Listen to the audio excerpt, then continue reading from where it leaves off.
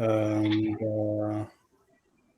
you're most welcome to the Applied Data Analytics Bootcamp. This is our first day, as you know, and I hope it's going to be an interesting journey in the next 2 months, approximately 10 weeks. So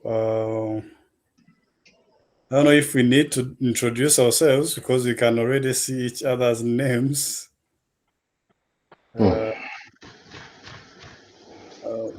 What we can do is just introduce the team of Data Plus, and story by story, as time comes, we're going to interact with each other and get to know and connect, build a network with each other. So my name is Karara Benon, as you can see it on the screen.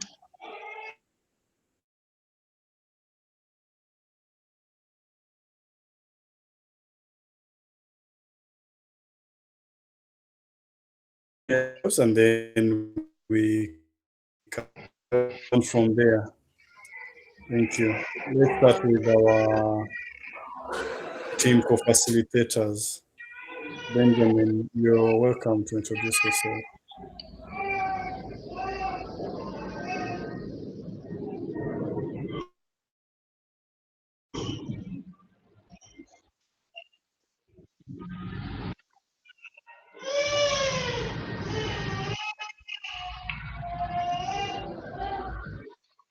Hello.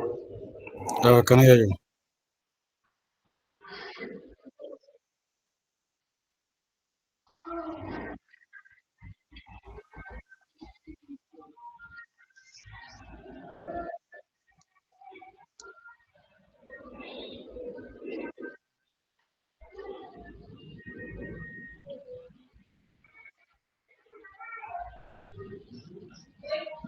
You're muted. See you. Sorry. Yeah, Benjamin is the Mm. one who is going to help us during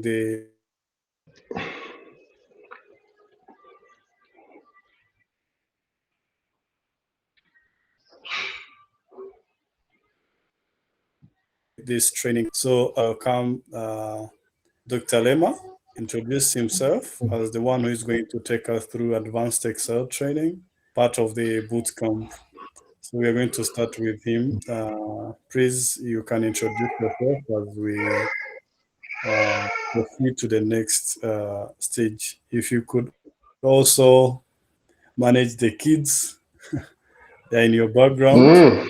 Yeah, you'll be helpful. Okay. Sorry. Give me like 1 second so that I can. Okay. Yeah. Yeah.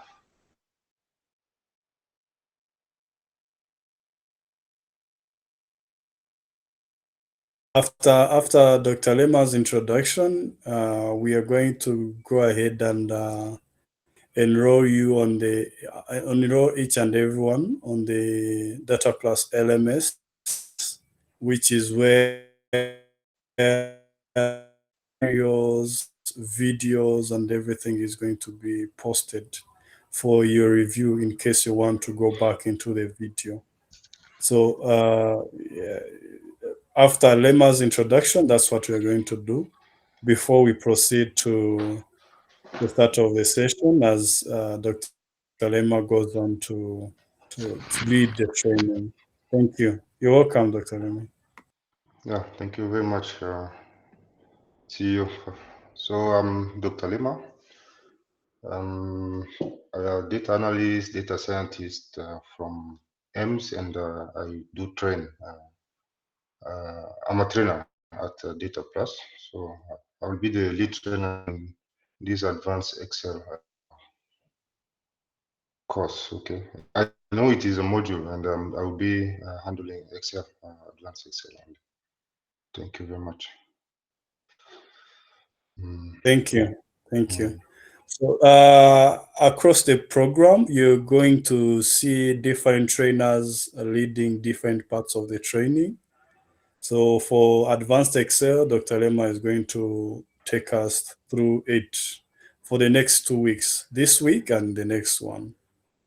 You're going to see Dan Majambere. He's going to come next in SQL, and then Python, and you're going to see Mr. Kevin, who is also going to take us through Power BI in the final stages of the program. So Dr. Lema is, when he said aims, I know we have here people from different countries who might not know what aims is. Oh, okay. Yeah. Yeah, it's the So, African Institute for Mathematical Sciences. So yeah, it's in Rwanda, South Africa, Senegal, and Cameroon. So it's a Pan-African institution. Yeah, yeah, yeah, training masters in mathematical related sciences. Yeah, yeah, yeah. yes. Okay, great. Yes, we can go ahead. I'm going to do a presentation, and I hope you guys, as you see my screen and I explain, I'll take you through the process, and you would be doing it on your screens too. Yeah, so let me share my screen.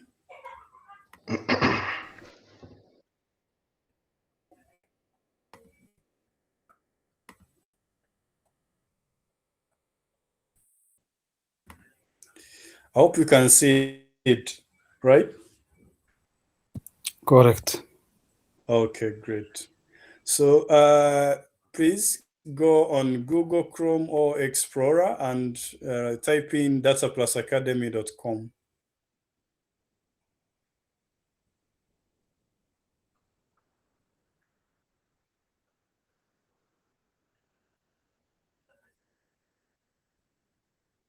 Let me know when you're there. So I don't want anyone to be left behind as we proceed.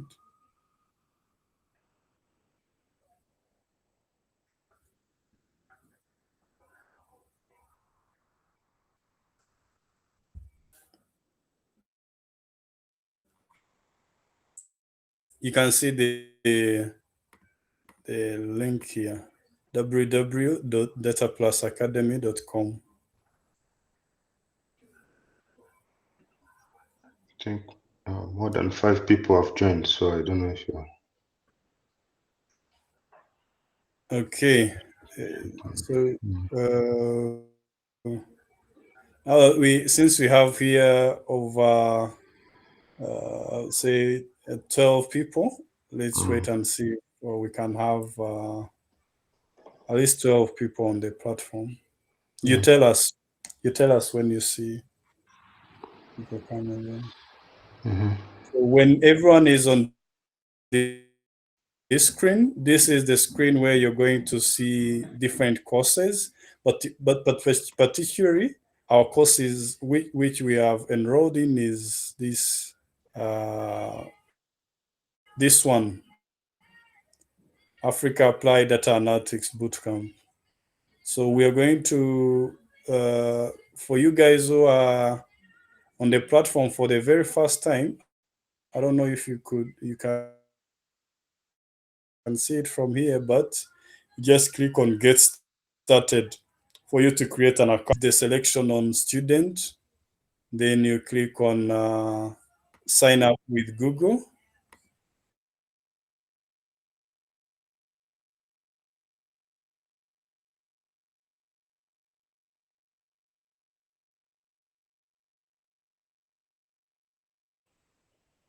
You select. So let's say I'm using this one for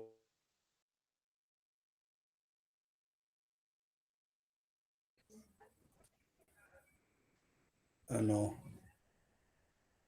Okay. I hope I'm not rushing and I'm moving with everyone on the same pace. Yeah, we are losing you sometimes. I don't know if it Oh, is because sorry. of the video. Maybe you can deactivate it. Yeah, let me remove the video so we'll be able to move together. So when you're here, you click on continue.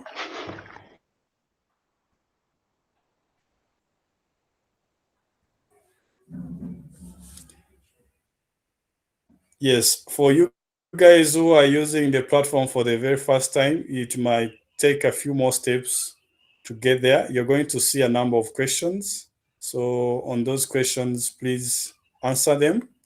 You just put in any answer until you get to this stage. So let me know when you're here, at least.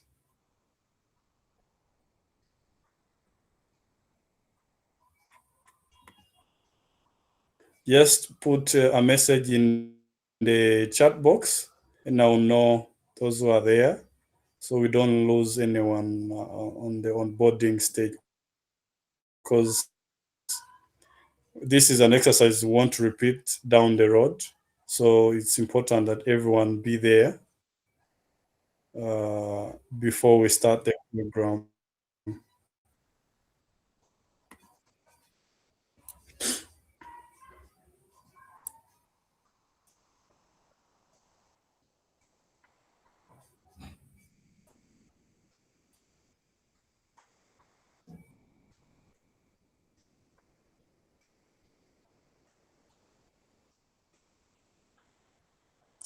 Okay, good. Can I get another two people who say they are there already? Just in the chat box. You just type in the chat box so I know as I move I'm not leaving people behind. Great, great. Yes, Nadine. Yes, Emmanuel. Thank you. So when you're here, you just come here to all courses. It's the same page we saw previously. And then you click here on enroll now. On this particular course, click on enroll now. And when you enroll, you just see this message that says you have enrolled successfully. So you'll be having access to this page, which is inside the course. And when you scroll through, you're going to see different chapters, lessons, videos, reading materials, and many other things that we are going to explore and cover during this program. Yeah, so when you come to this side, you're going to see a number of videos, and if you click on the video, let's say I pick this one, you're going to see different videos and different reading materials, or what you can call notes, in other words. So you can download it, but also you can read them from here. You choose what is more convenient on your side. Yeah.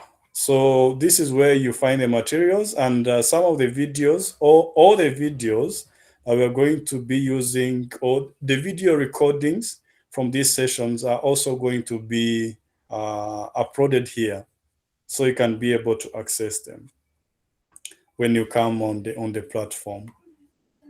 Yeah. So basically, Good afternoon. sorry. Good afternoon. Yes. Good afternoon. Yes, sorry, I'm a little bit late.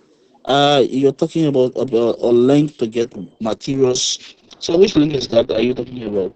I can't hear you well, but if you go into the chat box, you'll see a link that was shared. Mm-hmm. Then you click on it. The link that says dataplusacademy.com. It's the same here. So you click on it. The process of what we are doing is just creating. We are Okay. creating an I hear account. you. Mhm. Mhm. Okay, I will check it. I will check it, please. Yes, yes. So Mm. Getting just that for the nothing not sake. to go on. One person to me. Sorry, No, I think can you? he has to Yes, mute yes. microphone. Please, every time you're not speaking to us, always mute, so we don't interrupt. Or maybe even the trainer was going to be muting us for a certain period of time, so that we don't interrupt the whole class. And after some time, he can open the mic, and anyone with issues, questions. Wilson, can you please mute? Yes. Yeah, so that anyone with a question can ask. So for those who haven't enrolled on the platform, our team is going to team is going to help you. We really have an intensive program where we have a lot to learn, a lot to practice with, but in technically a short time. So we're going to have different exercises, different assignments throughout the week. So apart from that, I saw Fabrice in the room. I would like Fabrice and Benjamin to share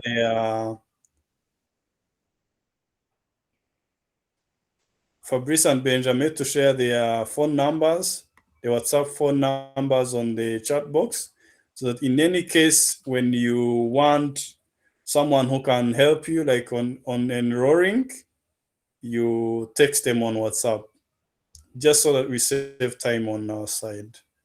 So I'll also put in mine.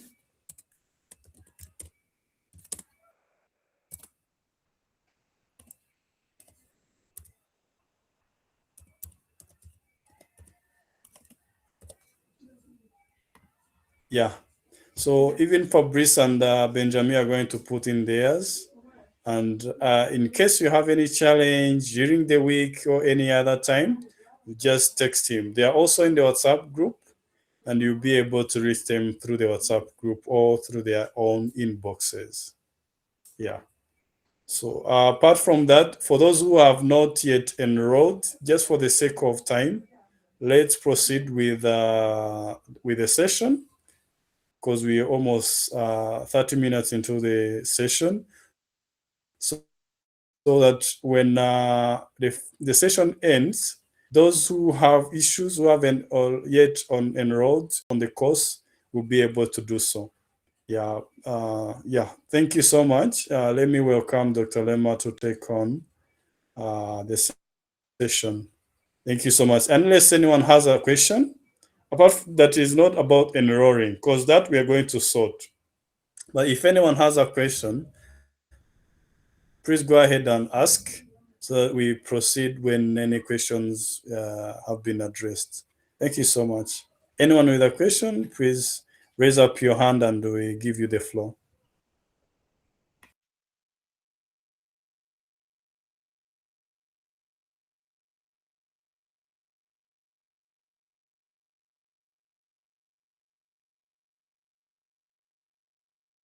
Okay, I haven't seen anyone.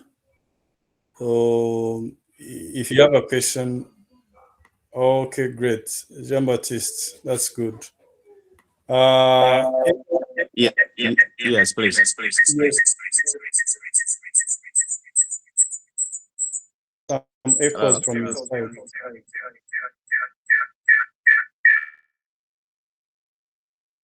You have to remove the volume from one of the devices you are using completely, so that you can Yes. use the other one for the microphone. Otherwise, it's Yes. going to create echoes. So you're welcome, Yes. Sam. Yeah. Thank you so much. I think I want to extend my appreciation to you. I think this should be my third program with your Data Plus organization. Very interesting. I think there are a couple of concerns some colleagues been raising about the timing of the program. Previous programs we've been doing it over the weekend, but with this change of having it during weekdays, I don't know if there's a possibility of making some adjustments because 3 days in a week. So if you have Tuesday, Wednesday, and Thursday, that's a lot. So if there's a possibility to shift one Thank of you the days, so much, one of the Wilson. the weekend. Thank you.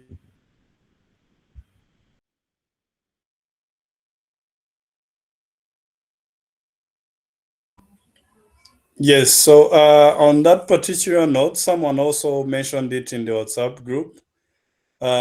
We wanted to just first explore what this week is like. You also see how things are going to be moving. I know you're familiar with our programs only during the weekends.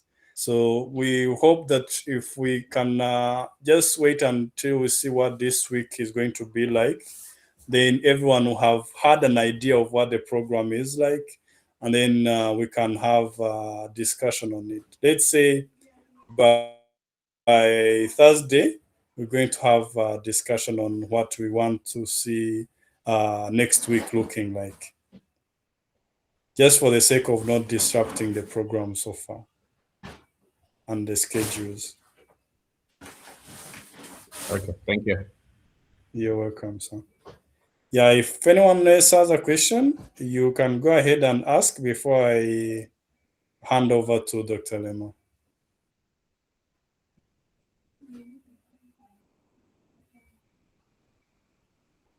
Okay.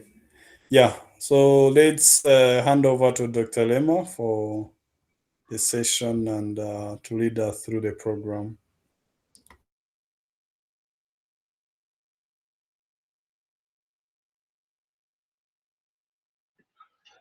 So thank you very much, CEO, for giving me the floor. I'm going to go straight forward to the point. Yeah, why do we need to response? Response is the most used tool, when it comes to data analytics, because not all of us, in offices are programmers. So Excel is the tool that like CEOs, directors could understand, because what you are doing in Excel, you can see it. That's why it's also called the WS and WYG. What you see is what you get. So it means that when you interact with Microsoft tools, you see things directly. Okay, but unlike programming languages such as R, Python, you have to compile before you see the result. But in Excel, it's just straightforward. So, and it is fast. It can handle large amount of data, but even though it is also limited to less than 2 million observations, but you can still use it, for small projects. So yeah, as you can see, this is actually the roadmap we are going to follow. So sometimes I can jump from one to another one depending on the discussion, because it's not, I call it a discussion because you can see a point like tables and structure, but it's covering a lot of things. There are so many things in Excel we could cover, and it is also it depends on the questions you'll be having throughout the course. Things that people are still joining, so I'll be interrupting and admitting that. Yeah. So point one will be tables and structured references. So by references, I mean, let me open. I hope everyone can open their Excel and then can start directly. So let's open a blank project. So by references, I mean like every cell here you see in Excel has a reference, okay? So always see it as a matrix. I don't know if you ever heard of a matrix. So you have lines and columns. In Excel, we start by the column. So the column is like A, B, C, D. Columns are alphabets and lines are numbers. So if I'm in a certain cell like this one and I want to reference a value which is here, if I use the equal sign and click in this intersection, you'll see that it is referenced as A1. Okay. If I select a range, you'll see that now I'm selecting A1 up to A11. If I select more than two columns or more than one columns, you see how it is adjusting. So this is what we call referencing. And within that range, we can have a table there. If you want to do some calculations, yeah, we will need tables. And then how do we turn a range like this, range of numbers, into table? This is what we are going to also cover today. Okay. So second is the advanced lookups. Sometimes you have data in different sheets or data from different sources, and you want to somehow fetch an information when you are in table A, fetch information from table B. So we can also do the lookups. Okay. Um, and then third, dynamic arrays. So if you want to maybe create sequences, you want to create random numbers, right?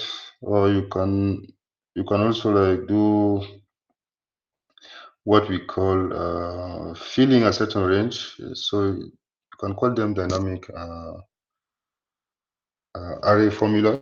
Okay. And we'll cover that. And also conditional aggregations. So it's mainly when you have a range of numbers and you want to filter by a certain category. So you want to calculate age of maybe children under 5. So you have to deal with a categorical variable and a numerical variable. So all those will be seen. And then the logical operators. So it about the if and else. So if you have a situation following this rule, you can flag it as this. So you are going to use a lot of if statements. And yeah, and then sometimes when you write formulas in Excel, you end up having errors. So how do you handle them? Is also very key in this work we are going to do together for 2 weeks. Okay, handling errors is very important, and you will see the beauty of it. 6, we have text functions. So we'll be dealing with texts. So text, you can be merging text, you can be extracting things from texts. You can modify a certain character or a certain pattern from a text. Excel can allow you doing that. Mastering also dates in 7 is also something very important, and it's a nightmare everywhere. If you are dealing with dates, sometimes date formats could give you a hard time. So yeah, it's not friendly everywhere. If you are using programming languages, be it R, Java, and Python, you will be dealing with those kind of problems. Lambda and let functions. So basically, if you don't have a function that does what you want, you can create your custom function. So we are also going to handle that. So validation and name range, yeah, depend on. This is mainly about harmonization. Okay, so you need to validate some criteria. When you have a column, for instance, you have to check whether everything is in order. Conditional formatting, sometimes you want Excel to highlight key information. So you can just, based on one criteria, Excel is going to color maybe people who have certain grade. If you are dealing with students, grade greater than 60% for if you are targeting people who will pass maybe your unit, or those who will be failing, so under 60. So things like that. This is just an example. You can have, think of anything that could be yeah, you just filter, be it numeric colon, or maybe categorical categorical colon, or maybe the range should contain a certain pattern and then be colored. Yeah, those are things we can do in Excel. Pivot tables, very interesting, and slices. So if you're dealing with Excel, you can be able to come up with what we call a dashboard based on your data.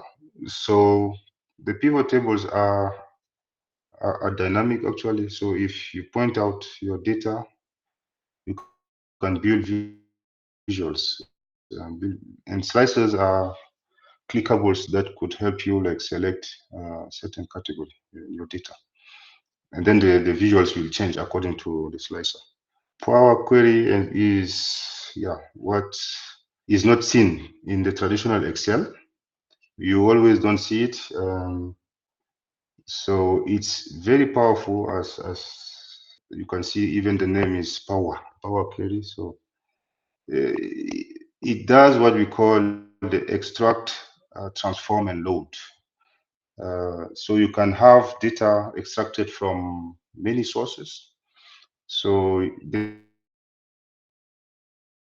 data could come from SQL Server. So you also have a training on SQL. So if data is coming from SQL Server, or be it a PDF, text file, an Excel workbook, Power Query can handle those. Okay. And now if you load data, you can transform the data, and if you extract all those data from different sources, you can transform them and then load them in a model, and then later on be able to do what we call the power pivots. It's also like a pivot tables, but combining taking into account what we call a model. So a model is a combination of many tables based on primary keys. Okay. And 14. So those are the what if analysis. So this is what will come up in your head, and then you come up with a question, and then you can be able to answer it using your data. What if I have this? How am I going to handle it, and so and so. And charts and dashboard is the main goal.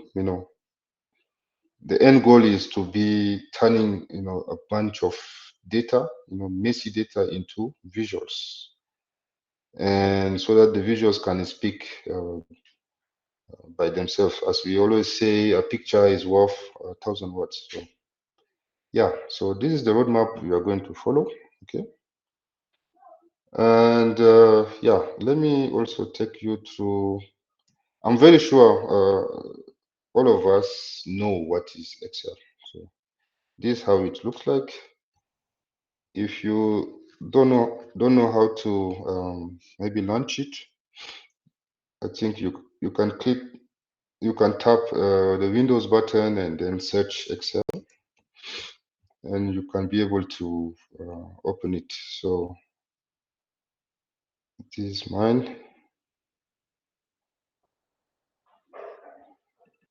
Yeah. Okay. People are coming. I think there are some questions. John Ngoga, do you want Yes, to? thank you so much. So I want Mm. just to ask you whether this video being recorded, or it's just will be following the video for on the lab. Thank you. Okay, I think this is supposed to be a bootcamp, so everything I do, you should be also doing it. So I think, and should be also interactive. So don't be shy. You have to ask whatever question you have. If you are dealing with something at work and you are not able to do, it could be turned into an example. So it's hands-on. So if you have to have your computer open, and yeah, I don't know if I answered the question. I was just asking whether this meeting, this calls, Mm. is it being recorded? It's being It recorded. That's is. my question. It is. Someone is recording it. Okay, okay. I didn't Thank get. you. Yeah, people are still joining. Let me add. Okay. Yes, please. Yes, Benjamin.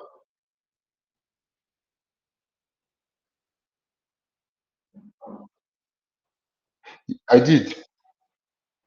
I've just admitted the last one. Yeah. All right. Thank you very much. So Yeah, so we'll be moving together. So I hope that you have your Excel open, and anything I'm doing, we do it together. And if I'm fast, please stop me, and I can repeat things for you so that we master everything together. All right. Sorry, I'm also having flu, so bear it with me. So when you open your Excel, it depends on your version. You know, you may have something looking different from what I have. So, but there's always similarity between versions. So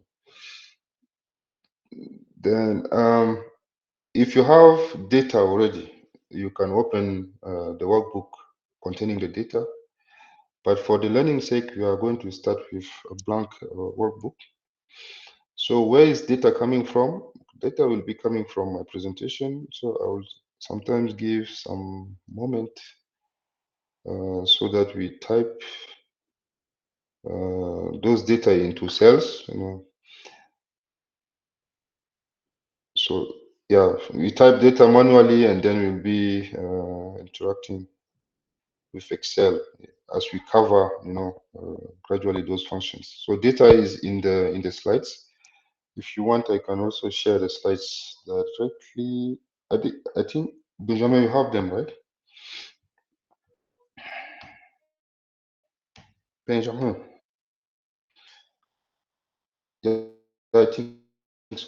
Yeah, you can. Or we'll be putting them in the learning system so that everyone can ask. You can drop them in the chat. Uh, So yeah, we'll be recording those data into Excel and then use those functions you can see. Okay. So yeah, let me go back to Excel.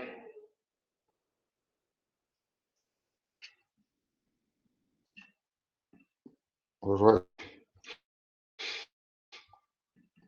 So as I said, data will be sitting on those ranges. So let's say I have this data. If I have this, so all of us, please, let's record the data in Excel.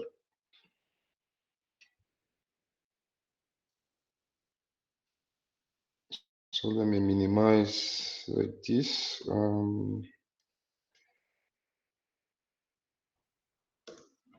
Yeah.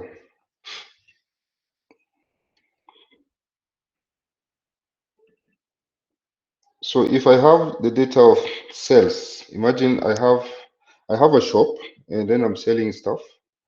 So my system is recording order IDs and the region from the region of the buyer and the purchase product, and then this is the amount. So this is just like a toy data. You know, imagine that when you are able to do things on a small amount of data, then you are able to do on a large amount of data. So I'm going to ask you to record this data. So how do we define a column? Just clicking on maybe A1 or elsewhere, depends. So yeah, we always do this. Or if you want, you can give a name to your data, like sales data, and then you go down, you know, using the return or entry, enter tab. Um, then you can start, you know, recording the data. So order ID, region, then product, then the last is amount. Okay. Then if you hit, you know, when you want to move from one cell to another horizontally, you use the tabulation tab. You know, it's on top of a caps log. Then when you reach the end, you can just hit enter. So if you have moved from here to the end, you hit enter, it comes back to the beginning of the second row. Then you can be able to type these numbers. So east tab laptop. And then the amount, don't mind the dollar sign, okay? Write numbers like this, don't mind the dollar sign. Then you go to record the second one, West.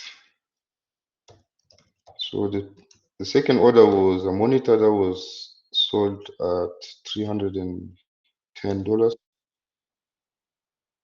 Someone else coming. Okay.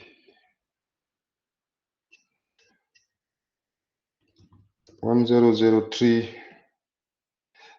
So now if you have numbers that are consecutive like this, 1,001, 1,002, you know, you can be filling the rest without a big struggle. You know, if you are to type those ranges manually, it will take you a lot of time.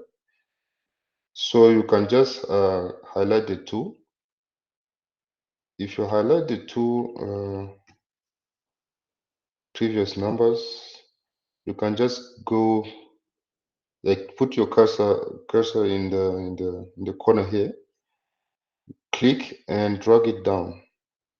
So left click and drag it down. You'll see that now you'll see the incrementation. So let's stop at 0.5. So you may have maybe like 1,000 columns to be numbered. So yeah, we also have functions for that, and we'll be covering them in the next slides. So I have only 5 data points. Then I can continue with this. So I have East. So in Excel, if you have something already in the range, you just have to start with the first letter, and then you see suggestions. Like East is already there. Then you just have to use the tab button to move to the other cell. So keyboard. So keyboard is not yet recorded, so you don't see any suggestion. And the amount is 85 USD. So now South is not recorded, so it's not suggested. Laptop, when I write capital L or even small l, I see suggestion. I just have to use tab, you know, and then it is harmonized automatically. So it is 1190. Then the last one is the West, and the person put a dog, and that cost 220. Okay. So this is the data from my presentation, and we already have it in Excel. So how do we turn this table? You know, how do we customize now the data so that it looks, it has like the dollar signs. You can even add colors and yeah, so that it can look like this. So let me expand. I assume that all of us have the data now. Thumbs up if you have the data recorded. Fiacre, okay. Fiacre, are you going to ask a question or? I was lazy because I've already got the data recorded. Oh, okay, okay. You are, you know, the hands up is when you want to ask a question, but if you want to like react, you see the head. Of course, I see. Yeah, yeah, yeah. You click on it, you will find the thumbs up. If you want to react. Good, Sure. Fiacre. You got it. Yeah. So let me expand here. And if I go to home, you know, I will see you know, those this is what we call a is it a ribbon? A ribbon. It has like you know, shortcuts. And if you want to have dollars, yes, can you hear me?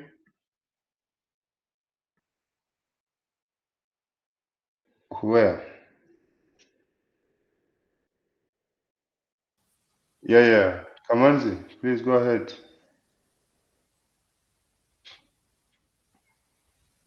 I think Kamanzi, can you unmute your microphone and we cannot hear you.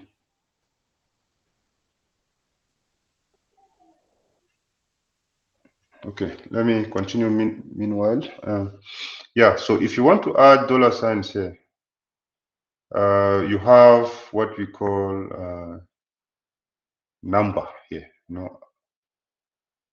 okay, and these are for adjustments. If you want to put them in the center, like for regions, if you want to center all regions, you can just highlight that range. You can center them the way you want. If you want to put them in the middle, you use this one, middle horizontally, and this is middle vertically. And this is the right and left, center, right, and horizontally you have them up, so top, middle, and bottom. Okay, now if you also want to, like, sometimes you have things like this.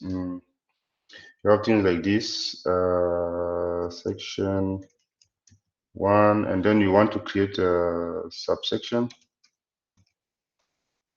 of section 1. You just have to click on this guy to push it a little bit if you want some sort of hierarchy. Like under section 1, you have things like this, or you can just push those ones a little bit. The more you click, they will be pushed. Okay. Yeah, those are just formatting. And yeah, now let's go. How do we insert the dollar signs or any other currency? It's just under this currency. If you hover here, you will see accounting numbers. Okay. Someone is.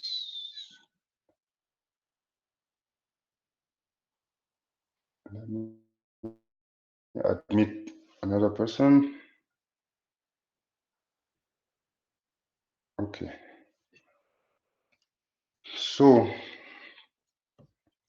this is currency. As you can see, you have pound, so United Kingdom, and you have dollar for United States, and euro for EU, so European countries such as France, Belgium, and yeah. Since we are dealing with dollars, we can just click on dollar English United States. Then it is going to add dollar signs, but it is not changing the value. If you click here and then check up here, you just see the value, but in the formatting, see that there is a dollar sign. Okay, that's one. And now someone will ask me, but how do I get rid of the zeros? Like, since they are all zeros after the dot, you can just click on this to remove them. Okay, the more you click until they are all removed. Or if you want to add more decimals to your number, you just click arrow left, and then it will add numbers. So imagine you are calculating percentages, and if you want maybe two decimal places, it's up to you. Okay, now that I did this, you know that the cell is too big and the dollar sign is like far off from the number. So in Excel, there's a shortcut. Instead of you dragging the cell and moving it like this, you can just adjust it by, you hover the end of the cell where the name is, you hover it like this. When you see the cross with two arrows pointing left and right, you just double click. and then it will adjust the cell directly for you. You can even do it for several cells. You highlight them all, and then when you reach the edge, you can just double click, and then adjustment is done directly. Okay, so that's it. And imagine if you want to calculate the sum, the total amount you received, from these cells. There is something that we call the auto sum, or you can use the function sum. So in Excel, when you want to use a function, you start with the equal sign, okay? Equal. And let's say I want to sum these ones. So you use sum, okay? And then you double click on the function that will appear, and then you can be able to select the range. So imagine you have a long range of data. It could be a real struggle if you have a long range. So this works. You have the sum. Okay, this is the total. But we have also other ways of doing this. Let me delete. You have the auto sum. So if you go near the top right corner, you'll see this sigma, which is the auto sum. If you click on it directly, it will add the formula we just wrote manually. So now if you are in the bottom of a certain range, you can just click there and then click put click on the auto sum, and then it will be working for you. Okay, then I can just hit enter. So if you want to bold it so that someone can see that this is the total amount of data you have.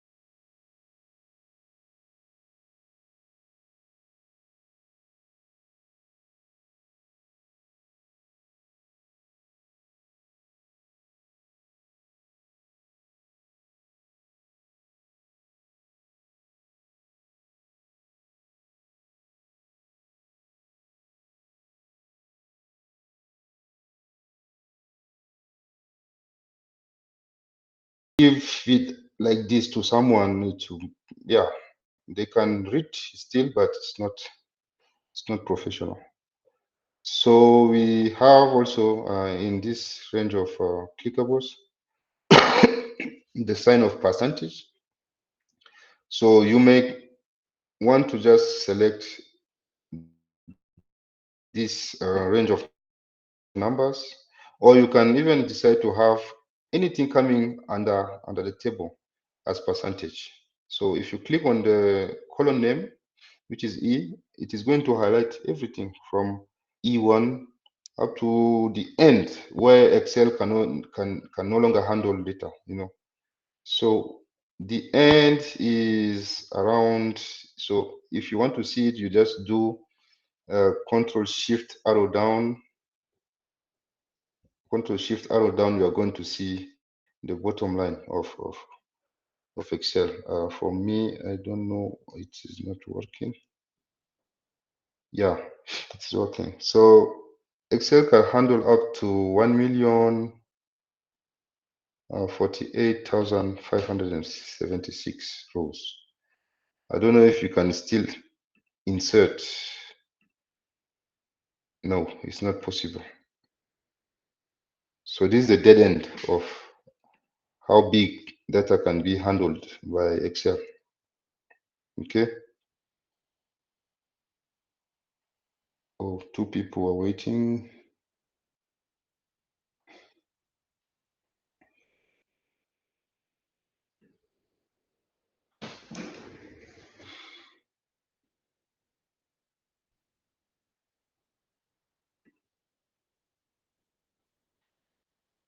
Okay, sorry for the interruption. I was admitting someone. So Control Shift arrow up to go back to where I was. Yeah, so you select the range of your numbers and then click on percentage to have percentages.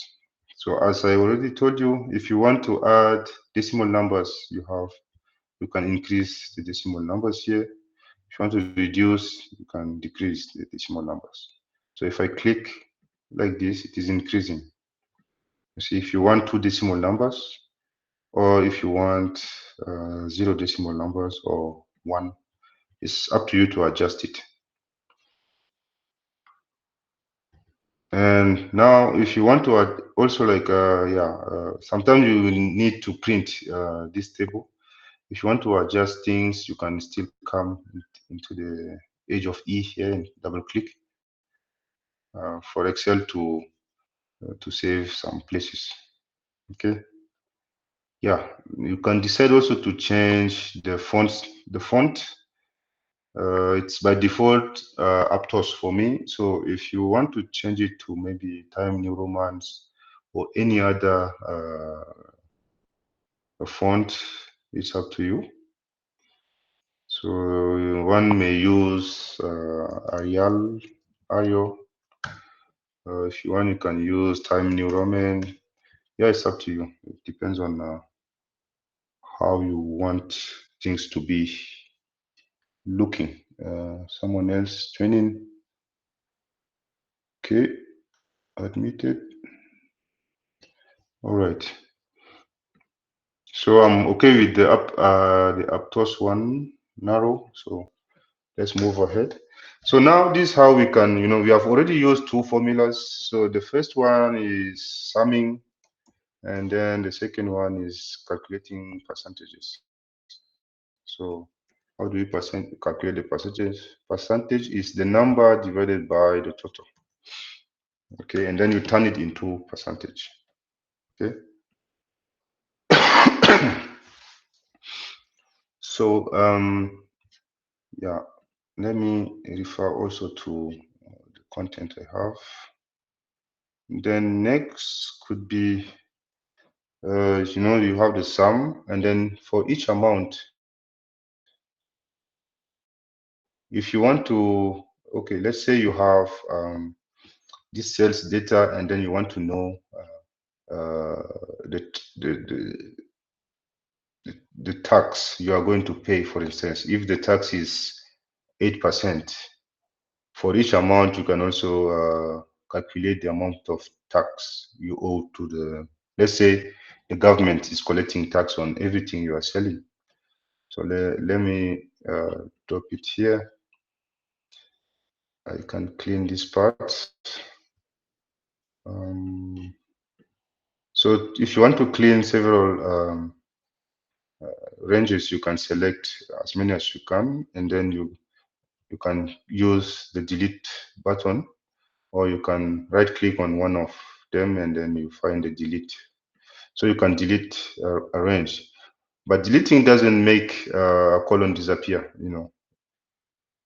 Excel will find ways to still keep the column names, and they will just disappear. So yeah, let's say I have a call tax rate. So the tax rate or tax rate in full like this, and it is equal to 0.08. Then I want to be able to calculate tax on every item I sold. So now we calculated the percentage already, but we can decide to insert a column between amount and percentage. There is this insert button also up here. So if you click on it, you can be able to insert. Yeah. So I'm not clicking yet. So let's say I want to calculate tax. Okay. Okay, here, let me calculate it elsewhere, and then I want to move it between amount and percentage. So I'm going to do this. This is equal to this time this. So this is the amount I'm going to send to the tax collector. So the same, if I drag it down, I'm going to see problems because, as I told you, it is moving. Okay. Now, if I click here, it takes this number.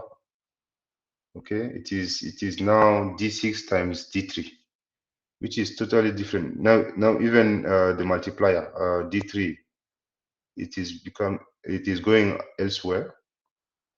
And now if I go to the third one, it is multiplying by a text, which is amount. If I go to the next one, it is taking this amount and multiplies it by this, which is a total mess. This is not what we want. Okay. So if you followed how we did for percentage, can someone unmute and tell me what exactly should be done here so that you prevent the multiplier to be moving, this multiplier, and prevent it from moving. So what do we do? Can someone unmute and tell us?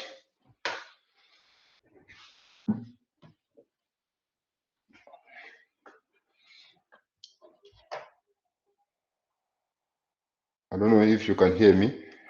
We use the function and F4. Yeah, the function and F4 to freeze or fix the multiplier, which is D2. So Fn function F4. So, and then if you click, if you hover the edge of this cell, you can double click to have the result. And then you can also hover the edge of F, double click to narrow it a little bit. So how do we, if I want to get the formatting of this guy to the last two columns I created, you can just click on, or you can like highlight you can highlight the range you want to copy the formatting from. Once you have highlighted it, you can go to this broom. I don't know if it's a painting tool. You can just click on it. Once you have done that, you can distribute it to, oh, sorry. All right, we can do this. You can click on D. Once you have it, you can highlight E and F to have the formatting. Now it has brought another problem. The other problem it has brought is that, it is coming with the dollar sign. So I don't want that. I can go back. So instead of copying the dollars to it, I think it's not necessary. I can just select the two or up to the total and then click on this button to harmonize my table. Okay, to make it look, yeah, make every range to have the border seen. Okay, so I told you that I wanted tax to come after amount. So in Excel, you can click on F like this, and you may use Control X to cut. Okay, or this scissors. You can click on them. Once you click on the scissor or Control X, you can come on E like this and insert. Use the insert menu here. If you click insert, now there will be swapping positions. So you just take one column Control X, and then when you paste it under E, for instance, it's going to insert a colon and then paste all values there. So this is how we do. So you can do, if you want, Control C, and then you come click on E and then insert. You know, we are swapping positions. Yeah. So what's happening? Okay. Yeah. So those are basic operations. You know, you can create a column based on one column, do some computation as you saw. Okay. Yeah. So now, if I have amount and I have tax, I can also decide to calculate maybe the profit. So the profit is the net. Can I cut you short? Yes, please go ahead. I'm still stuck on how you have Mm stabilized the formula so that you can scroll down and then you get all the real values. -hmm. For me, when I try function and F4 -hmm. in my laptop, I'm just increasing the light, the light of computer. I mentioned it. Now, don't use function, but click on F4 directly. You tap the button F4. You see how it will react. But for it to work, you have to double click in the cell and then put the cursor, you know, at the end of the reference you want to freeze, and then use F4 instead of using the Fn function. F4 directly. Does it work? Yeah, it worked. Okay. Yeah, thank you. You're welcome, sir. Yeah. So yeah, those are basic formatting and basic calculation. So as I said, if you want to calculate the profit, you know, your profit is when you take out, you deduct the tax from each amount. Then what the remainder is now what you call your profit. So you start with equal. You can even start with plus if you want. It's not always equal. You can say plus this minus now the tax. This also to this will also calculate. It's not always equal. Even if you start with plus, Excel is going to automatically put up an equal sign there for you. Then you can drag it down to, you know, now when you drag it down, you are very sure that, you know, it is doing it line by line. So there's no fixed number to be considered here. So you can just double click and then it goes down. You do for one. Sorry. I want to delete. Yeah. So if you are through with the first line, you can just, you know, highlight the edge of the cell. So it is the bottom right. When the cursor turns into a black cross, you just double click and then it goes down. So if you want to know the total amount, the net amount you got from the sales, you can just take this formula. You know, it is already written. You can take it, you copy and you paste under the profit. It is going also to calculate now the profit. So it is just taking this formula you use to calculate the sum of this amount. And that formula, Excel, if you paste it under another range, Excel is going to understand that, yeah, you want also to calculate the sum of these ones. So to confirm, you can double click. Then you see that the highlighted part is exactly what you wanted. You can still use the auto sum here. When you click, it also does the same. Now, if you want also to calculate, like, you may also want to take this formula and drag it horizontally to others.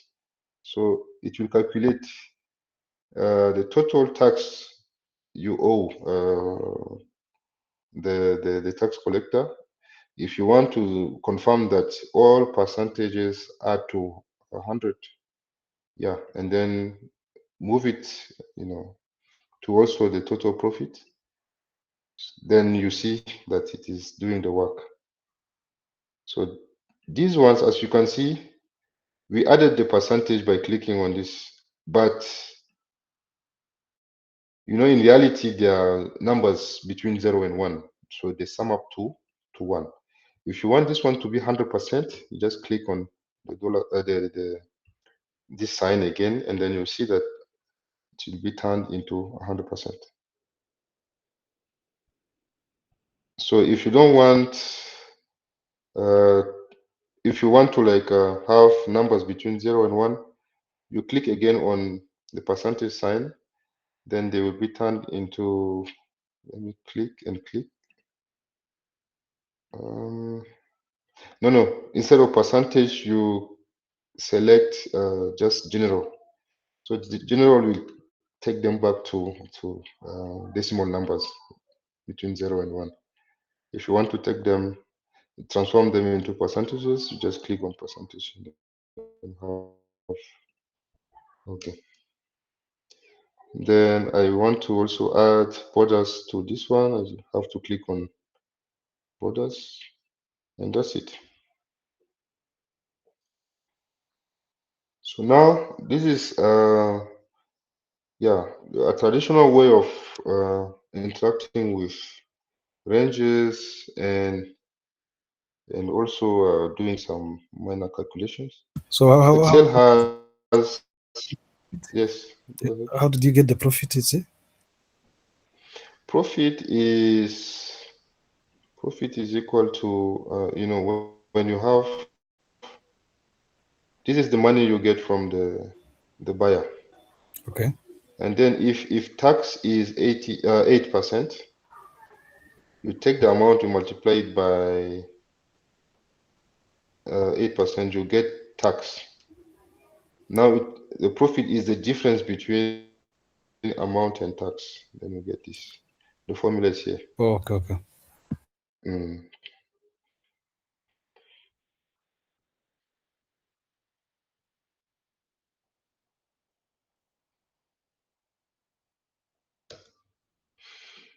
Excuse me. Yes, please. Good evening. Good evening, madam. And where does 0.08 come from? Yeah, it's just an example. Oh, It's an example from my presentation. So, when you look at the PowerPoint presentation, by default we added 0.08 as the tax rate. Okay. Then, what is good in Excel is that, this number may change. Given, maybe a certain scenario, whether you want to know if the amount is, the tax rate is, for instance, 15%, or it has increased to maybe 0.10%. As long as you change, as soon as you change the rate, Excel is going to update some numbers based on calculations. You see, when it is 0.08, it is updating everything. When it is 10%, so 10% is 10 divided by 100. So you have it this way. Okay. If it is 15%, you can change 15. Yeah, things change. And you can also decide to have this one as a percentage, so you know how to do it.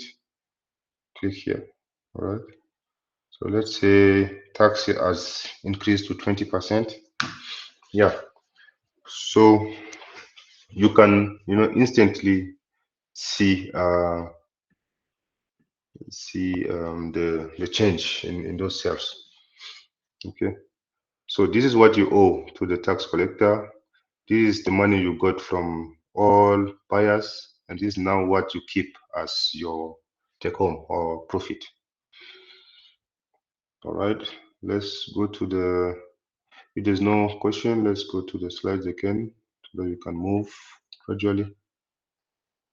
Yeah, now there is also this function named COUNTIF. So it's among those conditions I mentioned. Yeah. So conditional aggregation, conditional retrieving of information, retrieval of information. So if I want to retrieve things from the region east only, I could be able to do that. But now, for this function to work, we need our table to be turned, our range of data to be turned into a table. And then for that table, we will also assign a certain name. As you can see, you do the COUNTIF of a table name. So if you have a table name, you can be able to grab the column of that table. And then COUNTIF takes that, and you just have to add a second argument, which is the value you are pointing to on that particular range of data or column of data. So when you have, okay, so I'm going to invite you to, if you want, yeah, if you want to change the name of a certain worksheet, you just do right click, let me make it bigger. So you do right click and then you can rename your worksheet. So let's call it data of sales, okay? And if you want, you can create more work, spreadsheets or worksheets. You can click on plus, then you have worksheet 2, and so and so. So let me, yeah, let's just copy copy our original data. So we just highlight from order diagonally to 220, and then you stop there. Or if you want, you can even continue, but you just leave the totals. Okay, you may leave the totals. So I am going to copy is Control C, or use this shortcut. Okay, and then you move to the sheet 2, then you can paste. So this is the paste. You can paste the data. All right, now when you paste, sometimes you see problems. You see problems like this. So for you to not get those problems, you can, let me do Control Z. So when you copy, Control C, you come here, you can choose the first cell the data will be starting from. So instead of just pasting, you can click underneath, the icon. You'll see a sort of drop down. So you see 1, 2, 3. 1, 2, 3 means that just paste the values you copied. Okay, just paste the value you copied. But if you want to copy values, and it should also pick the formatting. You have 1, 2, 3 with that painting tool. All right. Then we have the data, original data with the formatting, but you can decide to have it, without any formatting, like this. You click here, and then without any formatting, just raw data like this, plain.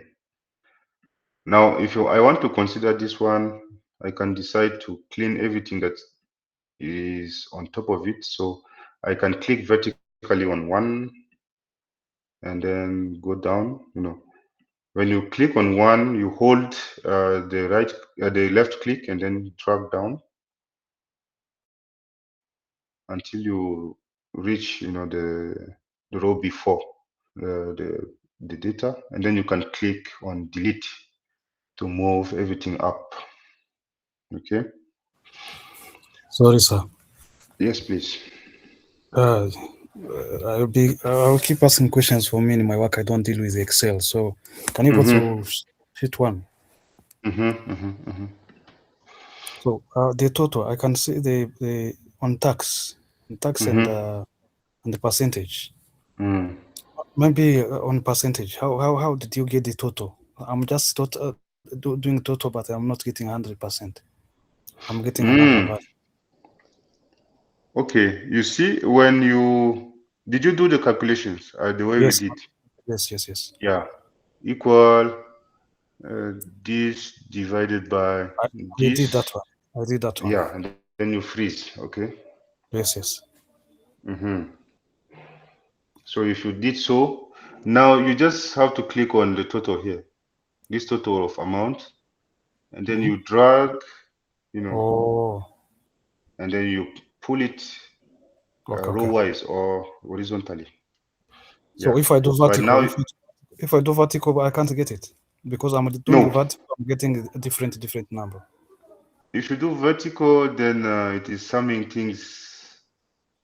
It is summing things like it is leaving one up when you go down, and then if you click on this one, it is summing the last two, Yeah, I got it. and so. But yeah, which is not the right way. It's horizontally.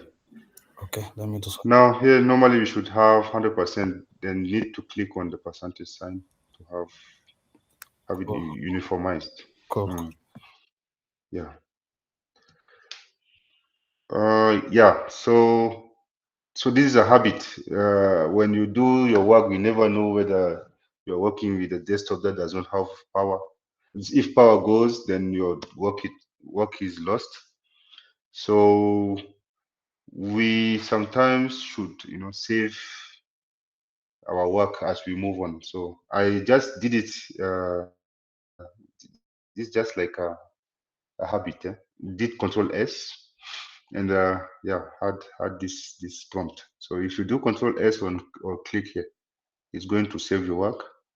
Now, by default, Excel wants you to save things in OneDrive. But if you don't have OneDrive set, you can click on More and drop it somewhere in a different folder. You say so you can go to Browse. After More, you click on Browse, and then you can maybe move it to Documents or Desktop. From Desktop, you can perhaps create a new folder called Bootcamp. And yeah, you open it, then you can give a name to your workbook. Say maybe session 1, and that's it. You hit enter. If you hit enter, then it is going to save, give a name to your workbook. Now anytime you are working, you can do Control S, but there is also this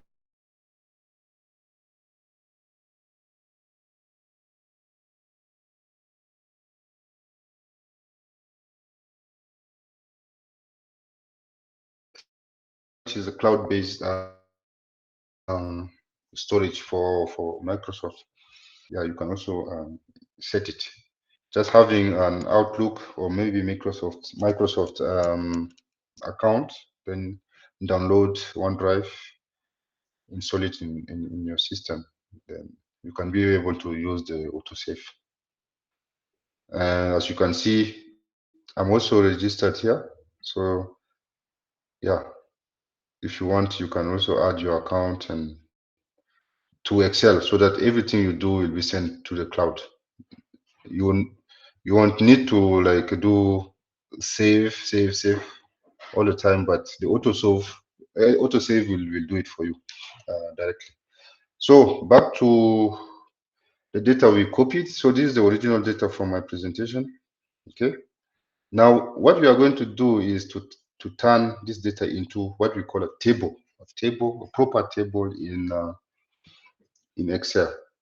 So for us to be able to turn this into a proper table, you just go to insert, and then you see table here. So as I'm hovering it, you see that the shortcut could be also Control T.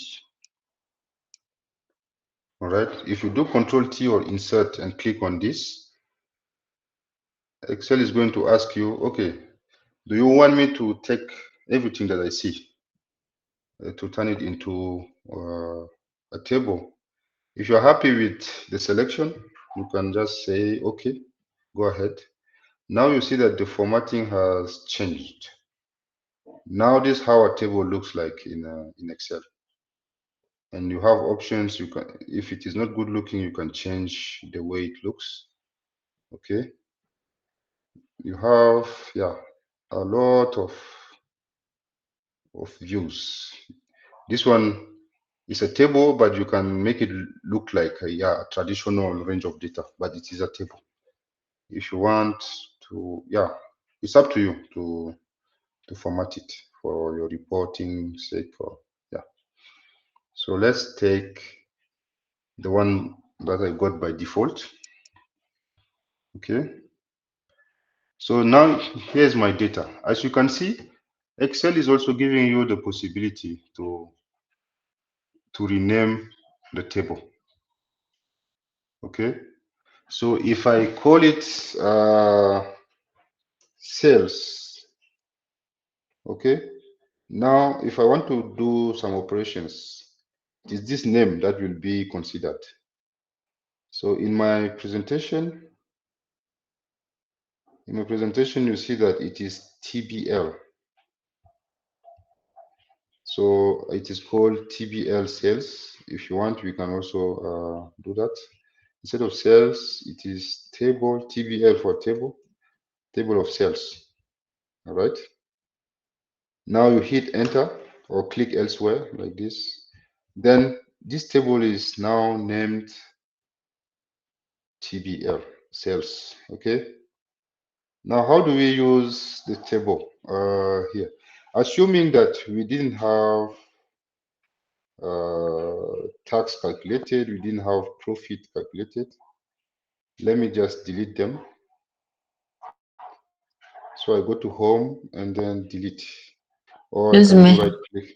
Yes. I didn't see well where this table come from. The way it is, it seems. Where did you click to have the table like this? It's from insert. Let me go back, go back, go back, go back, go back, go back, go back, go back. Yeah. This is where I was, right? This is the plain data. Yes. Now, my goal is to turn it into a table. So you can click somewhere, within the range, and then you go to insert and click on table. Insert table. Insert. Yeah. It's here. Insert menu, and then under insert menu you have table. Yes. Okay. Or there's a shortcut. There's a shortcut also for that. If you want to just click somewhere, within the range, and then you do Control T. Control T. Yeah. That also brings the same pop-up. Control and T at the same time. D. Okay. Control Control T. D. T. T. Okay. Yeah. Uh, Does it bring it? yes, thank you. Yeah, you're welcome. Okay. Then okay. It is turning it into a table. Now let's assume that I didn't have tax percentage and profit calculated. So let me delete them. So you have the delete menu here. Delete function, or let me call it a shortcut, or you can do right click and also have access to delete. So let me trim my table like this and be able to add that tax variable I deleted.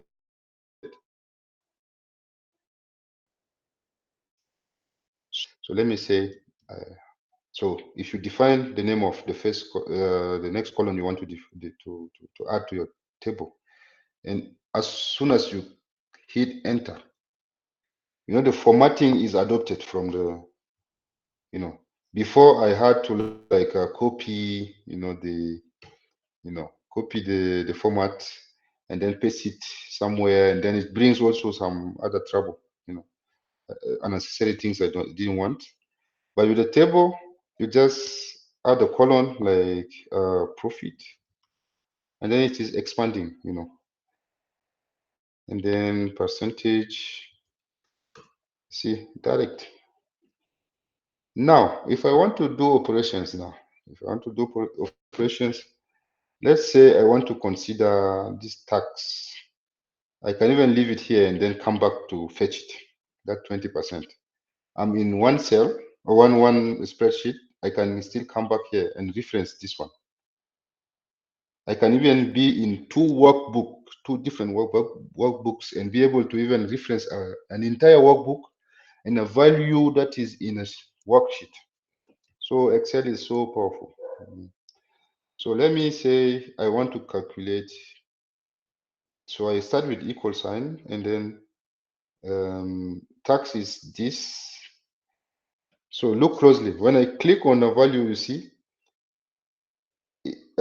this is saying that on this row, so that adds, on this row, consider the amount. Okay, and this is because it is what, a table. As opposed, when I hit enter, if I don't do any operation, it is just copying from amount to here.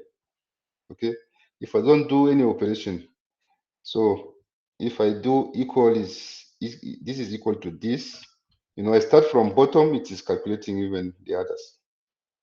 Okay, so this is not what I want.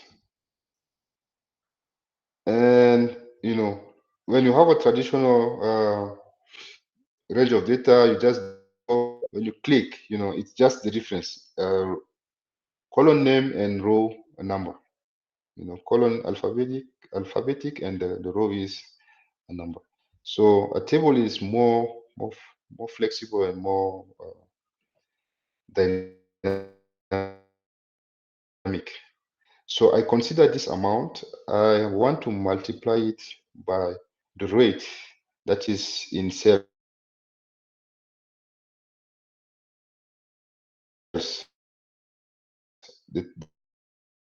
The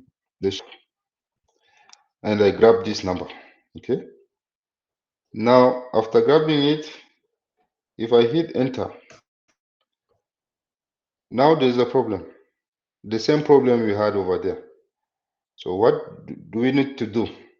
You see, it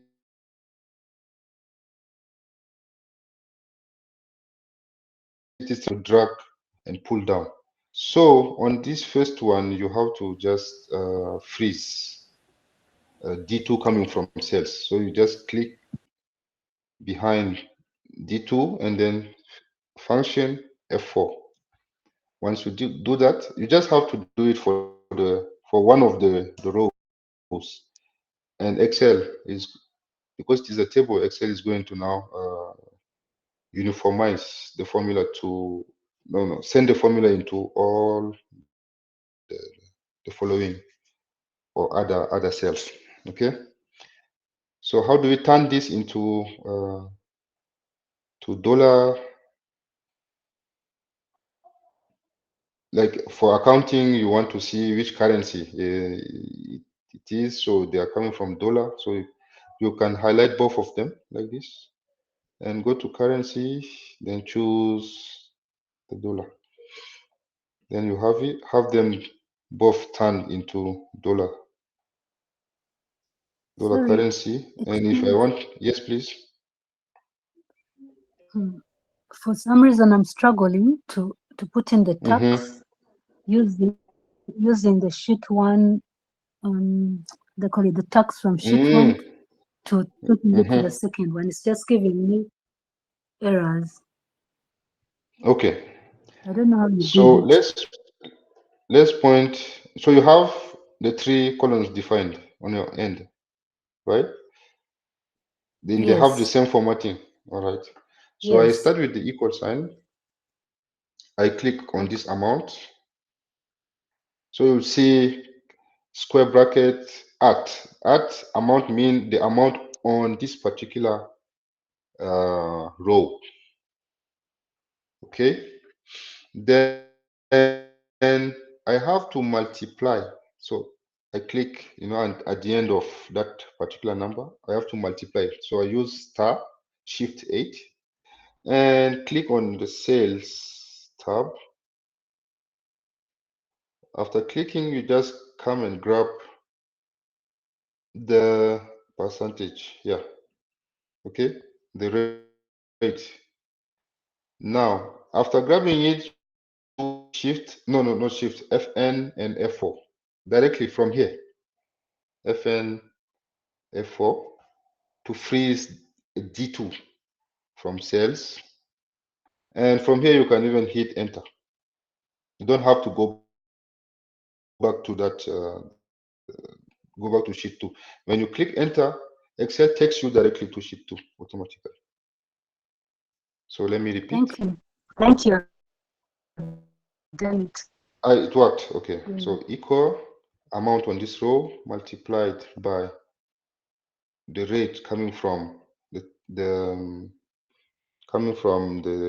worksheet named sales, and I have to freeze it or fix it and hit enter. Then it is calculated. Now, if I want the profit, I can also do equal. Profit is equal to amount received from the buyer minus the tax. Then I just have to, you see, this is the tax on this row.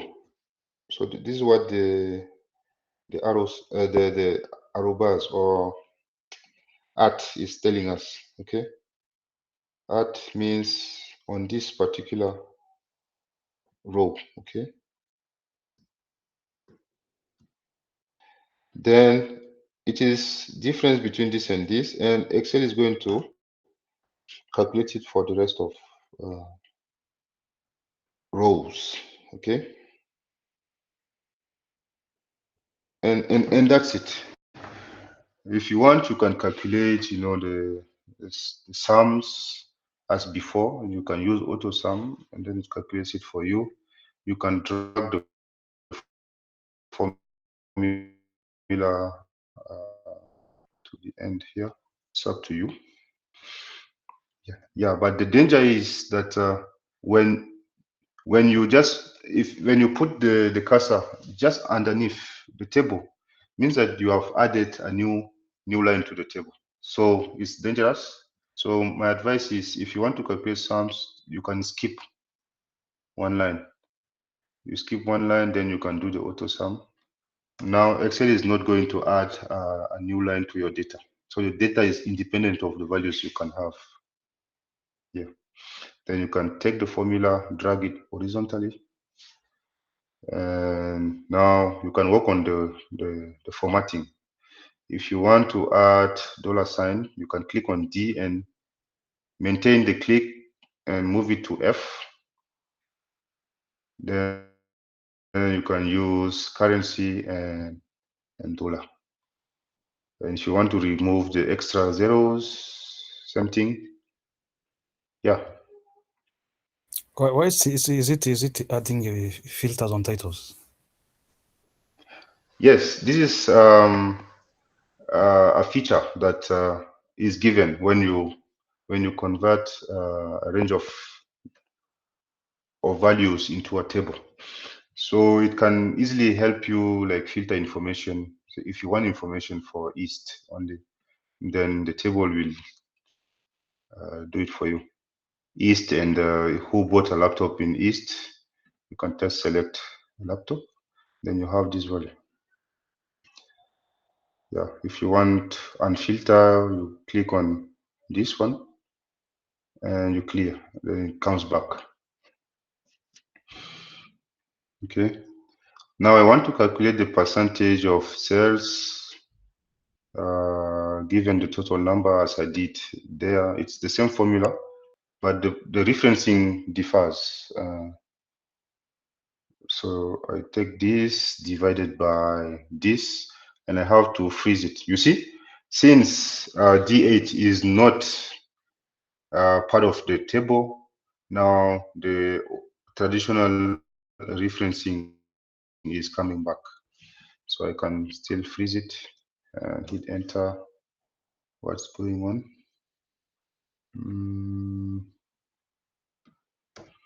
Oh, okay, I see.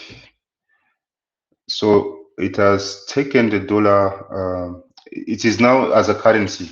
That's why you see zeros. There are numbers between 0 and 1. So you can just highlight them or highlight the entire G column and assign percentage to as formatting. Okay. Then you can trim by double clicking if it can adjust. Otherwise, yeah, you have a nice table. Okay. Yeah, you can call this one table of cells.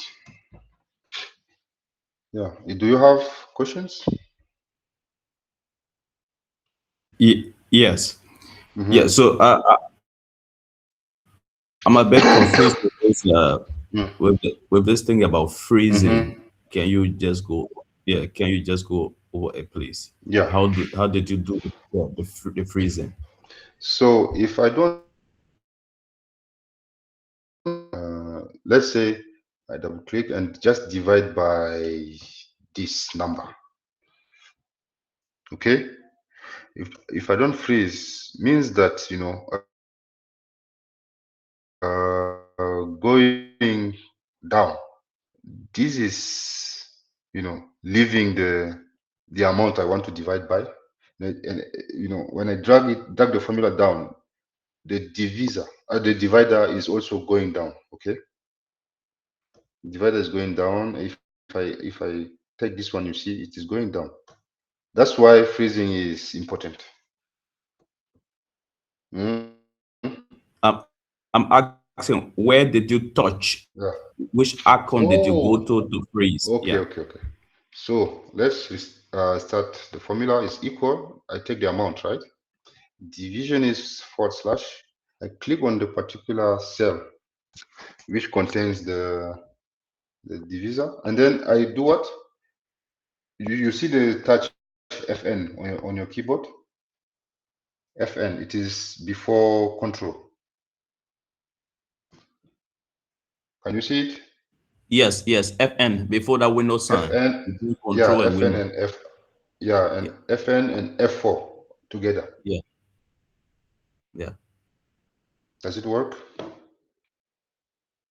Is it Yes. working? Thank you. Okay. Yeah. Yeah. Then when you hit enter, you have it calculated. Now, because by giving you the dollar sign, but this is not what you want, you can highlight or select all the G column and change it into a percentage, and then yeah, you get the percentages. Yeah. So as you can see, so it's like a line by line. Yes, Jean-Baptiste. Okay, thank you. You're welcome. I just want to know if you have used the filters.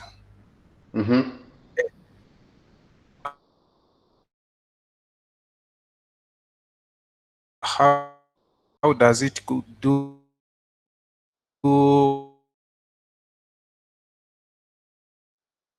with you on the first row? You set the formula and hit enter. It filled the down the following cells. Yeah. Yes. Yes. If you have filtered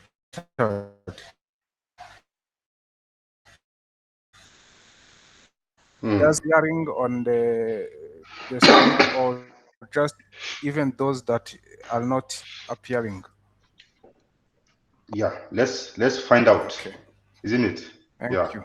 Let me delete this, and then I have. Let me create the column of percentages. So as you say, let me filter for laptops only. Okay. So I can write laptop in the search. Okay. Then I have data filtered for laptops only, and I click OK. So now your question is, if I write a formula here, it is going to apply to the two. Yes, to Let me the do two that. only. So it is, yeah, I click equal divided by this, and then I freeze it, or if I fix it. Okay. And since I want percentage, let me change it into percentage. And let's remove our filter. So I can select all or clear the filter. So you have two ways. You can clear the filter or you can select all. So let me clear. So as you can see, it has done it for the two only, as you instructed Excel. So you basically told the Excel, please do it for my filter. Okay. Okay, Yeah, but you thank can you. still drag and drop like before. Okay, Drag and pull down. Okay. So if I want to reproduce the formula that is here, sum all percentages, I can just drag like this and put it here. So I have $1, but this is not the sign I want, is in percentages, so it's 100%. All right. Let me go to slides. Now I want to use the COUNTIF. I'm done with this. Now the sum. The sum, if you, yeah, the sum we did from the first sum here, you see it is summing D5 to D9. But when you are using a table, it's different. So let's say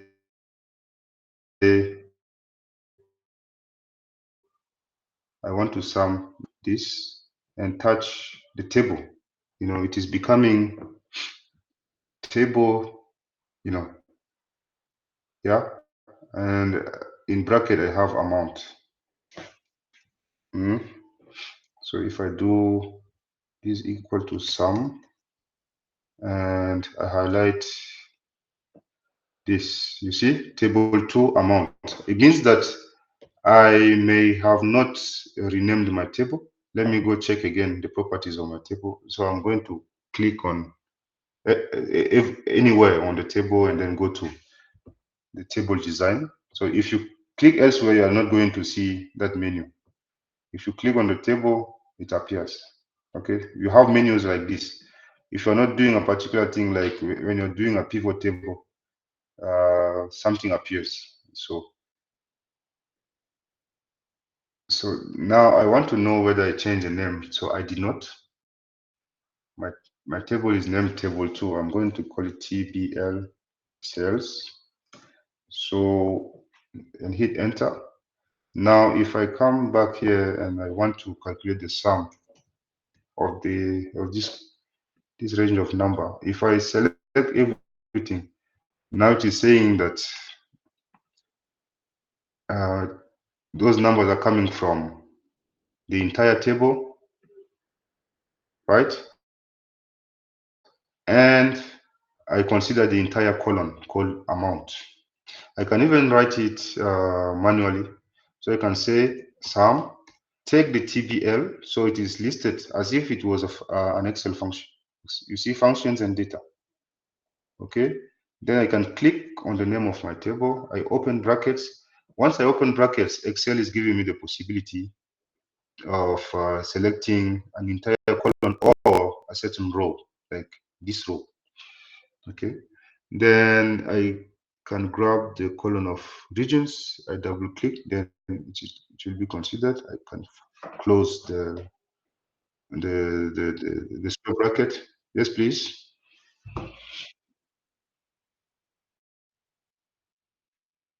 Yes, yes, I can see the person.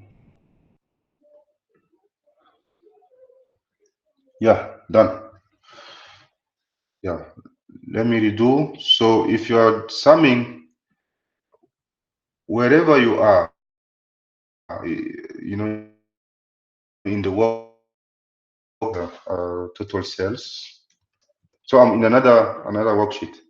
Total of sales, you can say it is equal to, and you know that you defined a table called TBL sales. So you can just start typing, I want to sum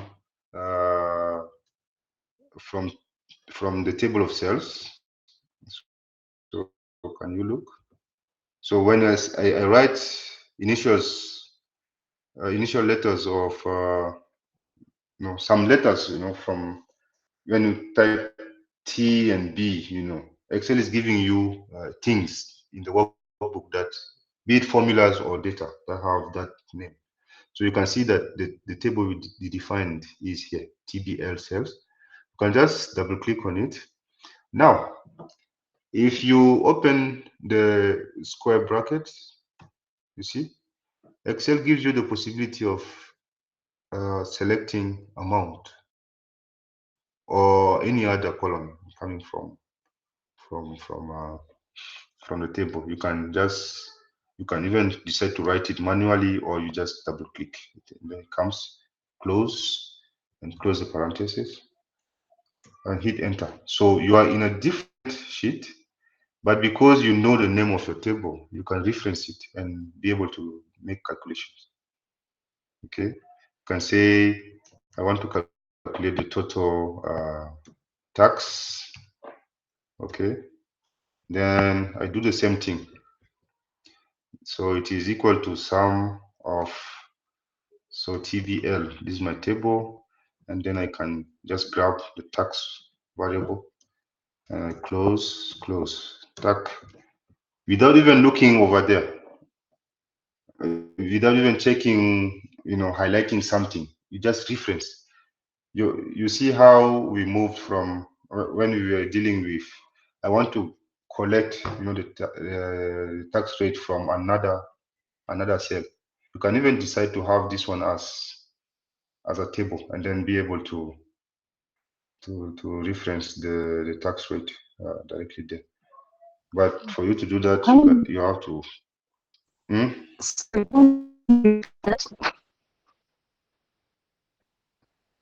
Repeat that for us. I'm not hearing you very well.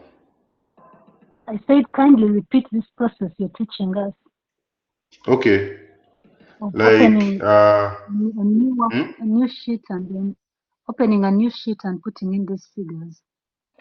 Yeah. So the beauty of having a table, wherever you are in the workbook, be it in a different sheet, you can be able to just call the table name and the variable you want to calculate. Okay. So yeah, this is what I want to do. So if I want to, like, because I know this is already a table, I want to calculate. There's something that did not work properly. Okay. Okay. This number moved. I don't know. So I can just take this formula and drag it from right to left, and then things will come back. So I'm going to another worksheet, and I want to use the data of my table to calculate things directly without even looking. So I can start with the equal sign and then sum. I can sum things coming from the TBL, my TBL data. So you can see that as soon as I type the name of my table, it comes. So I can double click and I can tell Excel, okay, by opening this bracket or this square bracket. Now Excel understands that I want to select a particular thing. It could, if I select the name of a column, Excel understands that I want to consider the entire column. But if I consider, if I put art here, means no, if you put art, means that from that table, this particular number, like coming from a particular line. So I have to click. I will be clicking now. So now I'm considering the entire column and I close. That's it. And Sorry, I think, for the sorry, tax, sorry, I think maybe I named my sheet wrongly, because when I follow what you're saying, nothing comes. Okay. Can we look at your screen so that we can be able to? Let How me do I stop. show it to you? Hmm? How do I show it You to have to you? share. You can share your screen. Let me stop sharing so that you can share. Hmm.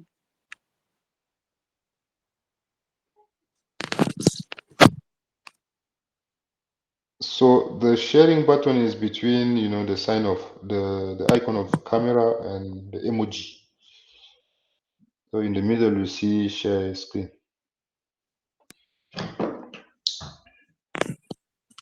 I had joined with my phone and I'm using the laptop to practice with you.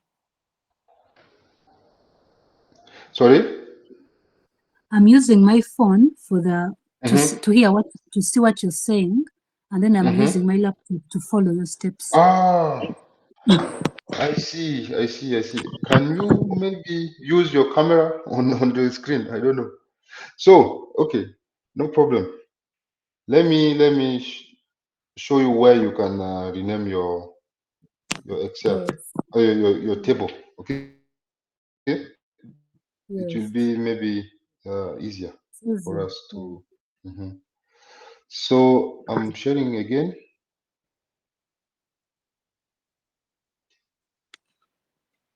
Yes, can you see my screen? It's coming. Okay. So you can Yes. see it. You can see it now. So yeah, let's go back to the second worksheet. This is our table. So you click somewhere, you know, on the table. Then if you check up here, you will see table design. Confirm if you can see it. So you have to click on the Suitable table. design. Okay. I've clicked on the table. I've clicked the Yeah, then you will table. see, then you will see this menu coming in green. Menu coming. If you click outside the table, the menu disappears. Do you have that?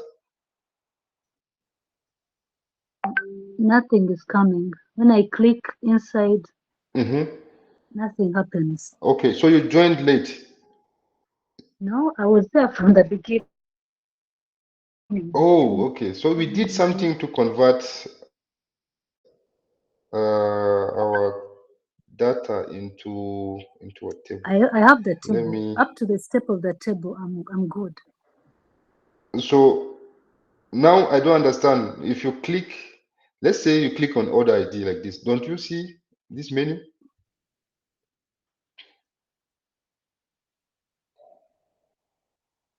If you don't see it, then it's not yet a table.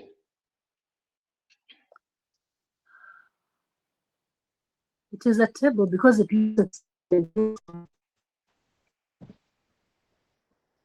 Okay.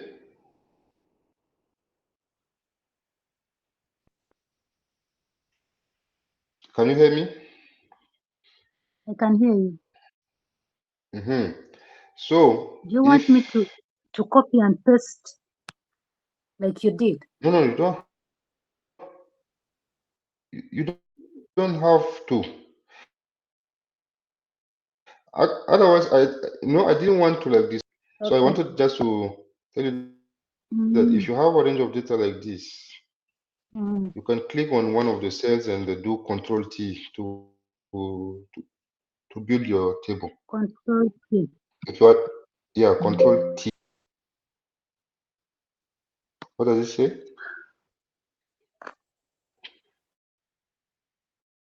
On the F, I get equals amount slash sheet one and many other some kind of formulas.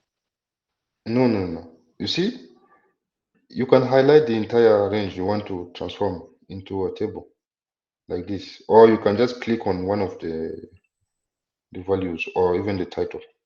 Control T, or you go to insert and transform it into a table like this. So Excel is going to help you by highlighting the range, but you can say Excel, no, I don't Okay. need the entire range. Yeah, I just up to that point I'm okay.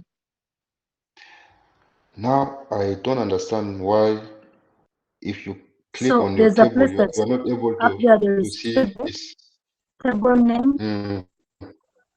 Is that where I'm supposed to change the name? Table Yes, name. if you can, this is where I wanted to take you. Like if you click on the table name, the table like this, and you check up here, you will see table design. So from table design in the corner here, you can change the table name. This is what I wanted you to do. So do you have the same name as mine? Let me do that. Hmm.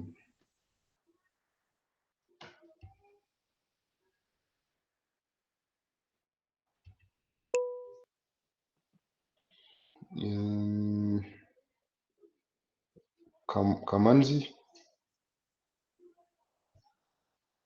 Kamanzi, you have your hand raised. I don't know if you can talk or maybe click again on the hand to remove it if you don't have a question.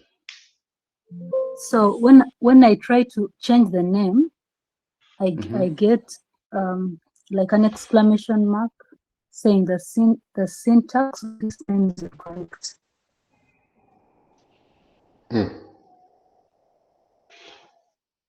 Now I don't know. Like I'm not table one, table two. You are allowed to. You're allowed to, What I've or done, you can I go to don't need. insert. Let me be here.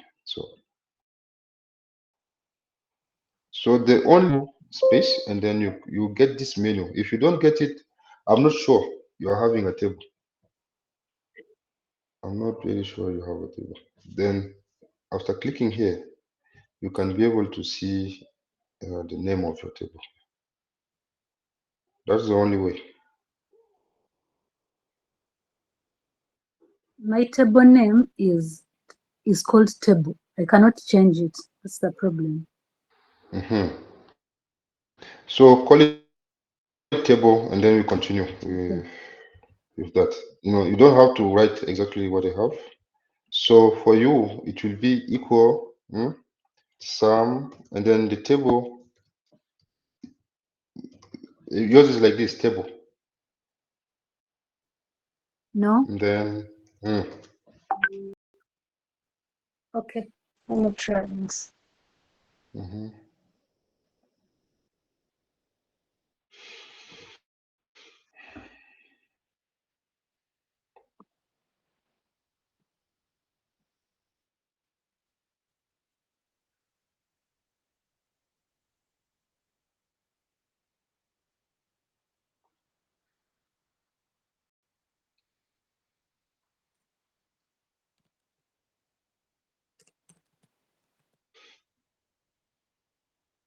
It's okay. I'll figure it out as we go. yeah, and you get access to the video as well. So yeah, so this is the beauty of having a table. you can access the entire table. You can access you can even access the columns of the table and so and so. All right. Excuse me, sir. Yes. I have a question. Mm-hmm. Yeah. So on sheet 3, so on my side, it's not. It's a plain number. It's not in USD yet. On table, on the TBL sales sheet, it is in the USD. So how do we? I highlighted that. How do we insert those currencies? You see, just have to highlight where you want to format, and you use. Did you do that? Yes, that one I'm okay. On this sheet, it's in US dollar, but on on sheet 3 where you are doing the calculation, for you You don't it's get also it appears in the USD, but for me it's like it's not, the USD sign is not there. It's not automatically like generated in USD, even if on the TBL sales sheet, the numbers are in USD. Okay, maybe I got lucky. Maybe let me use another another cell to see whether I will be having that same luck. Let table, double click, and then I use amount, double click, and then I close. I'm so lucky. Then if you don't, maybe it depends on the version. I'm using 365. Maybe it is given for free on that version. But you can do this. You highlight the two and yeah, add the currency. Okay. Yeah, thank you. You're welcome. All right. Yeah. Now that we have a table, you can use the COUNTIF. You can say, yes, please. Can you come over back on sheet number 3? Can you help me on sheet number 3 how we did sum? How these calculations were made? Okay. If you want to be pro, like not look at even cell sheet 2 or TBL cells, okay? You can write things directly like sum of and then you know the name of your table. Yeah. When you start writing the name of your table, you see the table, isn't it? When you double click, you know that to access a column of the table, you use square brackets. Then you see the columns appearing, you select, and you close brackets. Okay? Okay. Do you have that?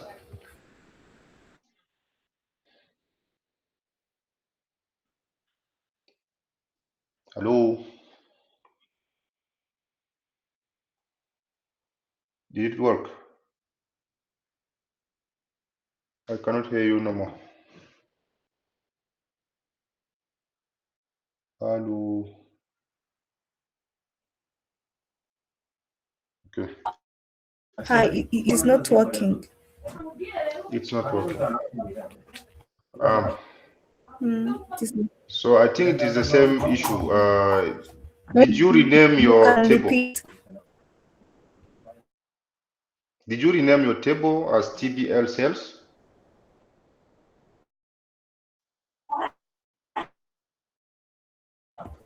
Hello? Yes. Hi.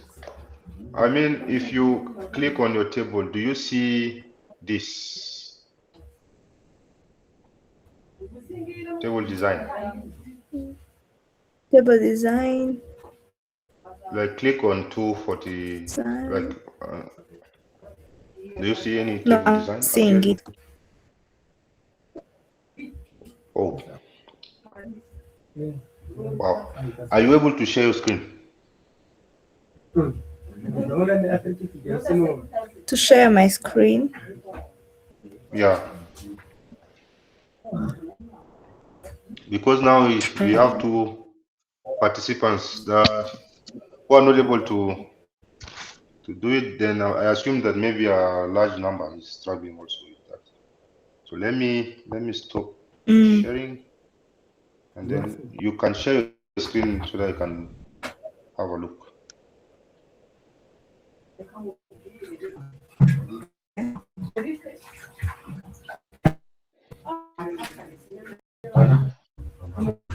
So if you don't know how to share a screen, you see this button, this one. Let me see. This, you click on this button and then you can be able to share.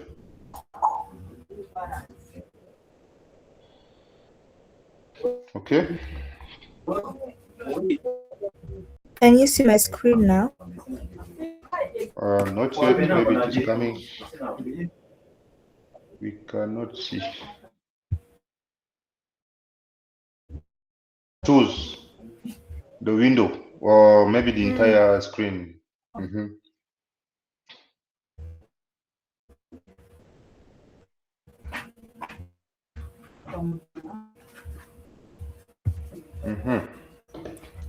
Can you see my screen now? Have you clicked on any window or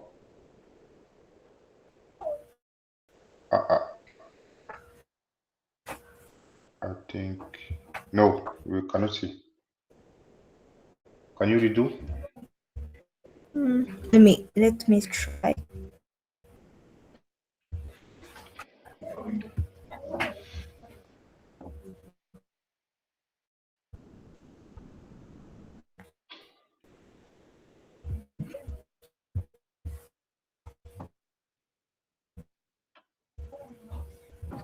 Can you? Nope. Okay, let me show you. Okay, how let's jump on. So this is how we share. This is how we share a screen. Can you see? So you click here. Okay. Click on this button, and then it will ask you to pick, entire screen or windows. So you click on the tab, entire screen, and then you come back to click again the windows under entire screen. Otherwise, you cannot be able to do that. Let me try again. Yeah, I want us to move all together. So if you leave people behind, then it will be a disaster.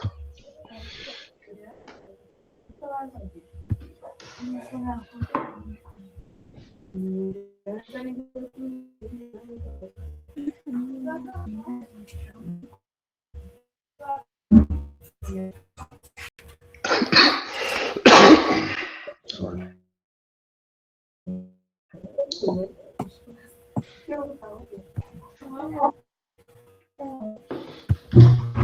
Okay. I think also Benjamin could help her inbox. So What I do can you move think? on? Yes. Otherwise, Okay. might cover less in the time we Yes, have. yes. Yet Benjamin is here to help in such circumstances. All right.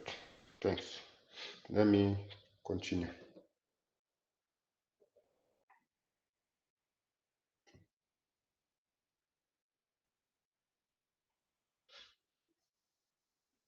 So I'm going to share my screen. Yeah, so let's continue. So if you have defined the table, you must have, this menu wherever you click on that table. So if you don't have it, then it means that you don't have a table yet. And when you see the menu, you can click on the menu. Let me check.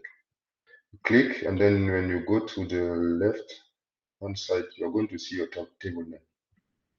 So if you don't have it, that means that you have not defined your table properly. Okay. All right. So now, if I want to only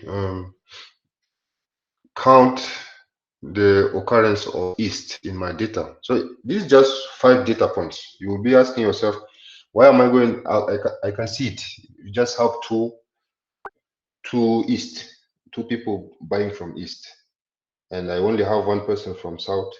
So why is the meaning of writing that function? No, this is just a toy example. You may have millions of rows, and then you want to know how many people purchased from east or from west or from any other region. So I can write here how many people purchased my goods, okay, from east. Then you can answer the question here. So this is equal to, now as you can see on the presentation, you have the COUNTIF function. So COUNTIF, and then you specify the column, then the modality you are counting, or the category, the exact category you are counting. So I'm going to use COUNTIF function. It is appearing. You have COUNTIF if you are dealing with a single condition. COUNTIFs if you have several. So I have COUNTIF without an S. Then the column I'm considering is this column of regions. Okay. So if I want the entire column to appear, I have to highlight it all like this. I want the column of regions. Okay. Okay. So if it is very long, doing this will be like a lot of work. You have like thousands of rows. That's why Excel is giving you the possibility of just calling the name of the table. So COUNTIF, and then the first argument is the column I want to count from. It is the region column. I double click. So I'm telling Excel, count from the region column where you find east. Okay. Count all eastern regions from the region column. So if I hit enter, you see 2. Now, if I want maybe south, I can do again COUNTIF. Now I can say, okay, consider the TBL sales data. Double click and take the region variable. All right. Then I want you to point out, sorry, south.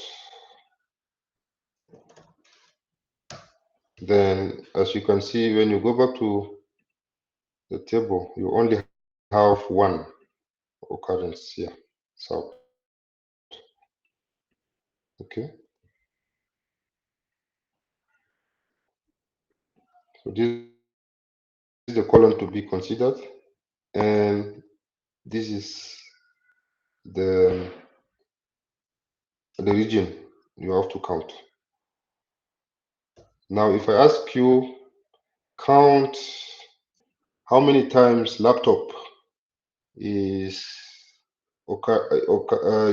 being purchased, like how many times laptops were bought from my shop, So the data is small. You can see that it is coming 2 times. But imagine if you have like a large amount of data, you need to use those kind of functions.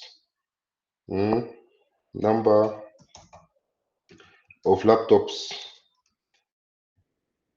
purchased, then is equal to, then you can write is equal to some, no, count if, then you consider the table of sales. Now the variable to consider is the product variable. Okay, as you can see, the product variable has an space in the naming. That's why you see a space. But it's not mandatory for you to add a space. It's a mistake from me. And now I need a second argument, which is laptop.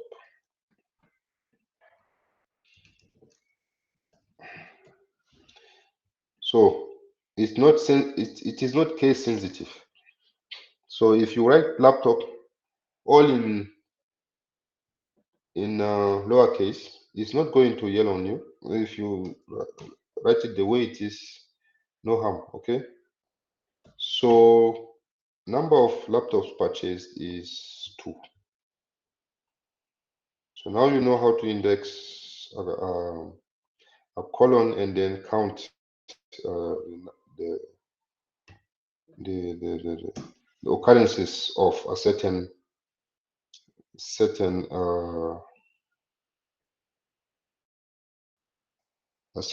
modality. Okay. Do you have any question? So now, if you want for each product, each distinct product, you want to get the amount, like total amount for each distinct, because you know laptop is coming back twice, right?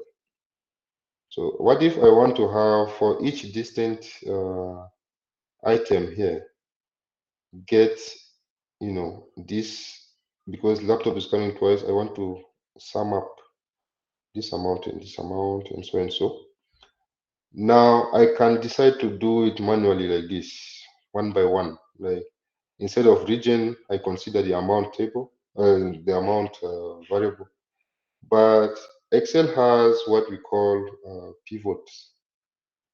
So pivots, hello. Okay, someone is coming in. All right. So pivots will help you like amount for laptops, monitor, total amount for monitors, and so and so. So how do we do the pivot? It depends. You may have a table, or you may also have something else. Like it can work here, or it can also work when we use our table. So you just click somewhere in the table, and you go to insert. You are going to see what we call a pivot table here. So when you click on pivot table, Excel will bring you this pop-up, okay, this small window. Now with questions. Are you considering the entire table? Yes. Good news. My table is considered. You know, table is considered. But imagine if you are using this guy, then you go to insert, and now it's saying sheets, the sheet name, sale, and then you go from a lot of stories. Okay. But now here you only have the name of the table, which is so fancy. So just consider table. If it is not there, you can even type it manually. Tables, okay, table of sales. And where do you want to do the pivot table? Is it, do you want to create a new worksheet, or you want to work here? You see, I clicked. If I say existing, I click, you know, Excel is considering where exactly my pivot table should start. So I can decide to have it here or decide to use a new worksheet. So let's use a new worksheet. Okay. Yeah. Now it is bringing this view. I want for a distant product, the summary table, like the total prices. Okay. Total prices. I can even bring quantities, using the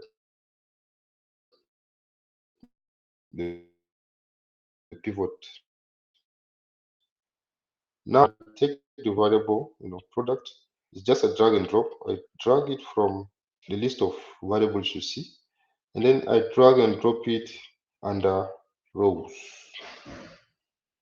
You see, you drag it from here under rows. Then if you move up here, you are going to see that the pivot has changed. Now you have distinct names: doc, keyboard. Keyboard is not appearing twice, but only one time. Okay.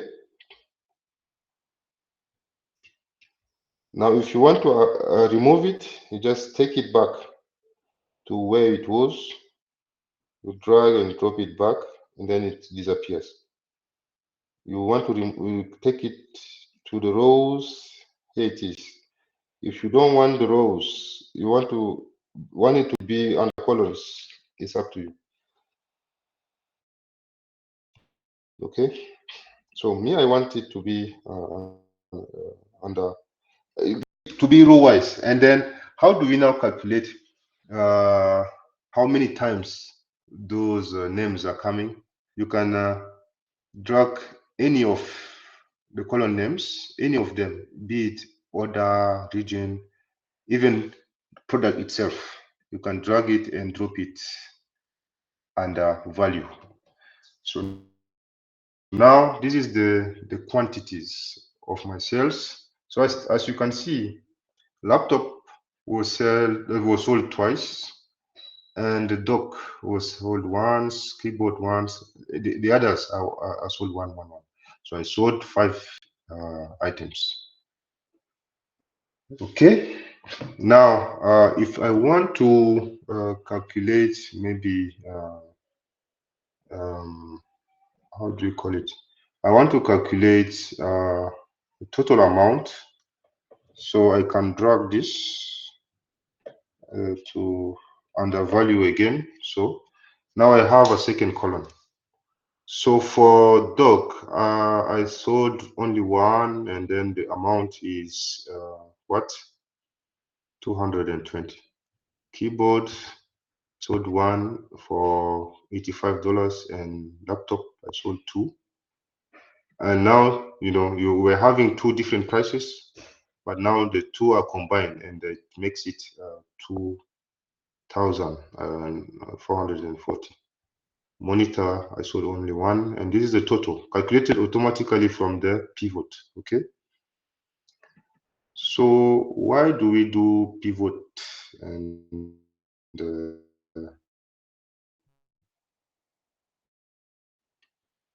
why do we have to pivot things? Our training is to reach this, and I told you those are just the things we'll be handling. So I can go upside and down. So after having a pivot table, it's very, very easy for us to come up with charts. Okay. So let me just click on my pivot. Let me go back, go to insert, and Excel can recommend maybe charts for me. So Excel is saying that having a look at your data, you can get this. Okay. And there is an information I don't want, like, hello, there's someone who wants to ask a question.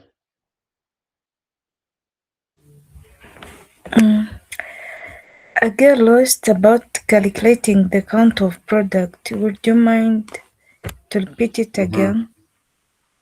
Okay. Let me remove all fields so that you can start over.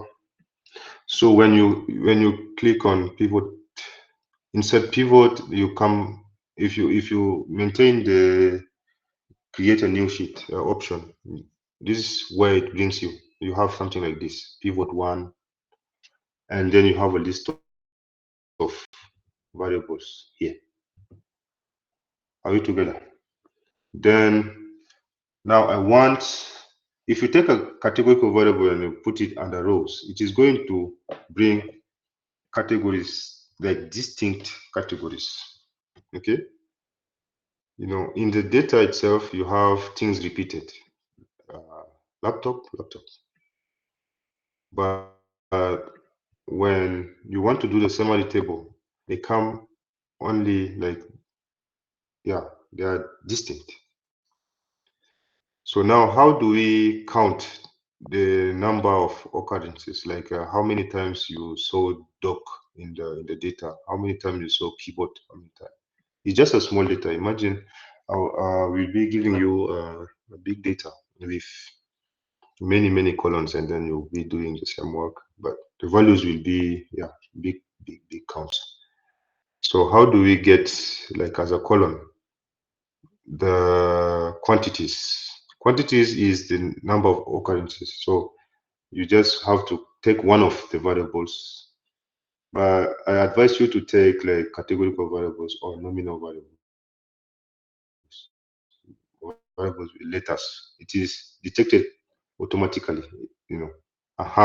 This is a problem. You know, what the IDs are numeric, so you get like 5,000, but it is not a problem, you know, because since Excel detected that this is a number, it is summing, but you can tell Excel, okay, instead of summing, you have options. So when you click on the option, you can tell Excel that, yeah, the value field, click on the value field. So Excel gives you the opportunity to change things. You can just say it's not a sum but count, and things will change. Okay, so my advice is, if you are dealing with counting, take any variable that is not a number, and then you drag and drop it there. Let me remove. So region is not a number. If you take and put it under value, so Excel counts. But if you take a numeric one, like let's say amount, Excel will do the sum. So this quantity, and this is the total amount. Does it answer your question? Yes. Okay. Now you can also filter here if you want to have from the biggest to the smallest, for you to have a clear idea of which one is giving you large profit. You just do right click on one of the numbers, and then you see the option sort. Okay, you can sort them from the biggest to the smallest, like this, largest to smallest, or from the smallest to the largest. So let me click on the second option. Now you see that among things that I sold, laptops generated a large amount of money, followed by monitors. Okay, and then those small things like dock and keyboards, yeah, I sold two of them, and yeah, the amount can only reach maybe the amount of a monitor. So if you are a businessman, this can also give you an idea of the items that bring you more profit.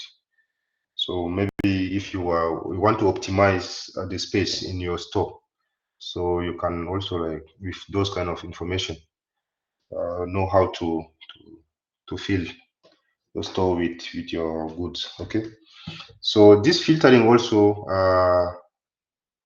operates on the chart. So let's say I want to omit this column and then come up with the bar chart of total amounts by item. So I can say, okay, I don't want the count. Let me remove the count.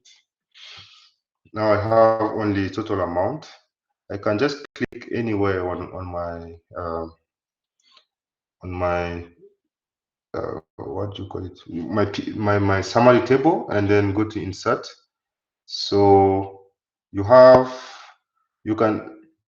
accept the suggestion from Excel. If you say recommended chart, click. This is what Excel is recommending you, but giving you also the possibility to change things. So you have like bar. The first one, the vertical bars is called column, and the horizontal ones are called bar charts. So you can have pie charts. It's up to you. So let me take the bar chart like this. If I click on the bar chart, this is what I get. Okay. So you can use the edges to position your chart wherever you want. Okay, like this. You can remove unnecessary if you don't want to have a column name. And since you have only one color, you don't need to include totals. Yeah, and you can even decide to move those gray and unnecessary labels. So you have a button here. You can click and then hide all. Then that's it. You have your chart. So if you want to add numbers, so to give more information about, when I see this this long bar, how much does it represent? So you see, so you have things like this. So you click on on all of them, and then you click on add. Let me check. It added for only one. No, this is not what I want. Let me go back, Control Z again. Yeah, I wanted to add numbers on top of each of the bars. So I click on one of them, and then the others will be highlighted. I have to add the data levels. So the amounts you see on the table appear here automatically. So for laptops, I have 2,044, and it is the largest amount in my data. So if I want to change the position so that the top amount comes up, I can sort again. So I sorted from the largest to the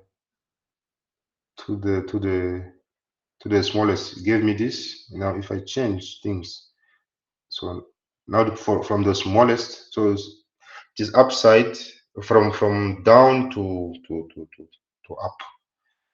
So now from the smallest to the largest, you see that keyboard is the smallest and the laptop is the largest. And you can also decide to change colors, by choosing design. So you see, when you are on a chart, you see extra menus appearing here. So you can decide to change how your chart should look. You see, yeah, depends on the design you want. Okay. Yeah. So you take the one that is good looking, and that's it. So you can name this one total amount or total sales, total net or total amount by product. Yeah, so you have something. If you are not building a dashboard, you can copy and paste again into your Word document and continue the narration. Okay, now I'm in Word. I can say according to my cells, I have blah, blah, blah, blah. Yeah, 1, 2, 3. And then you have a nice report. Moving from Excel to Word. So if you paste things and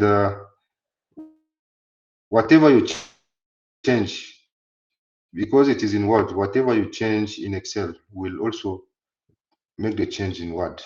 So they are linked. Imagine if I remove the labels from Excel, then I go back to Word.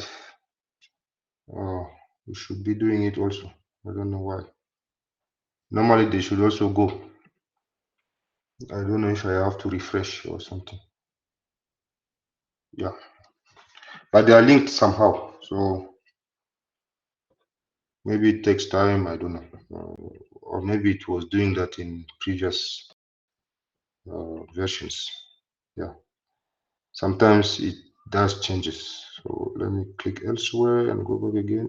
It's not doing it. So yeah, let me maybe change the format. Let me choose this one. Nope. Okay.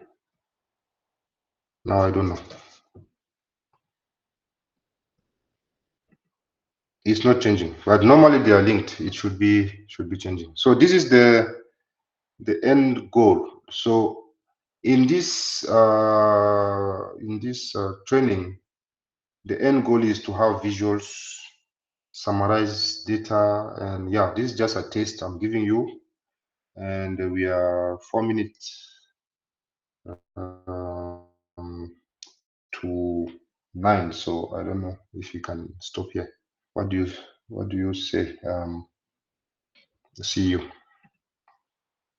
Maybe if someone has an issue, a question, they can go ahead and ask. Yeah. Okay.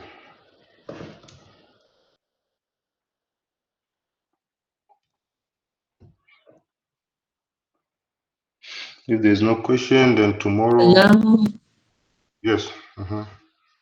I think it will be better if, as you were explaining, also as learners, also you practice. Otherwise, following without practicing will not be good for us. Yeah, Just this is what I following. thought. I thought everyone is practicing. You can't practice in with speed, unless maybe for people familiar in their work to use Excel. Otherwise, for people don't have experience to use Excel, so you can't follow and then practice with this speed you have. I think you can. You can do so. You know, there's a way of splitting We have the screen. anyone who was practicing as Alema was teaching. Maybe when you get notes, you shall try. Maybe after your lesson, we try ourselves. Repeat again. It shouldn't be like that. You know, we practice, we move together. That's why in the starting point, I say stop me whenever you are stuck, and do it also as I'm doing it. Which means there is a way to use the machine in studying and use it in practice at the same time. Yes. So you hold, you know, when you use, you know, your Windows button, you can use Windows and arrow left to split your screen like this. And then it gives you the possibility of also like maybe select where the video is. So you have things side by side, as you can see. So the video can be somewhere here, and then Excel is somewhere. Practice. By tomorrow, we are going to try it. Okay. Yeah, I could have started with that feature, like splitting screens, and yeah. So there's no harm. We have co-facilitators who can interact with you later. Even me, if people want me to have like separate sessions with them, I can still do. But the video is here. You can use it later.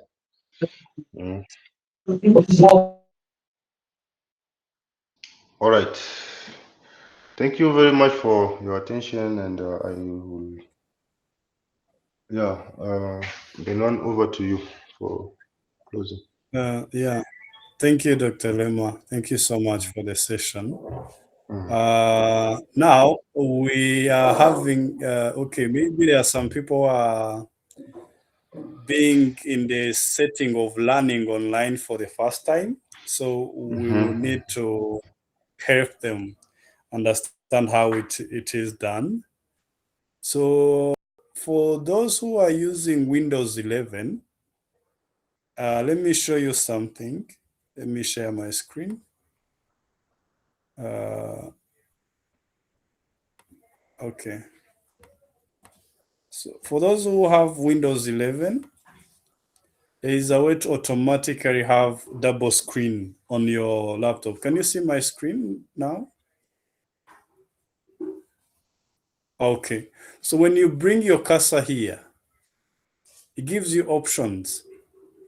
For those who don't know it. So when you bring your cursor here, where you normally minimize your whatever, the page you are on, it gives you the option of having two parallel screens at the same time. Let me see. I'm trying to have another page. Okay, let's say I want to see two different pages. Let's say if I have my Excel sheet of which our trainer is teaching us from. Let me see this.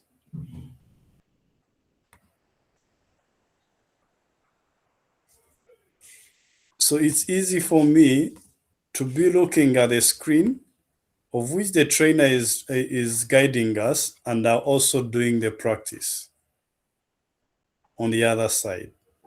For others, like, I don't know, yes, Fiona decided to use their phone for the screen viewing and the laptop for the practice.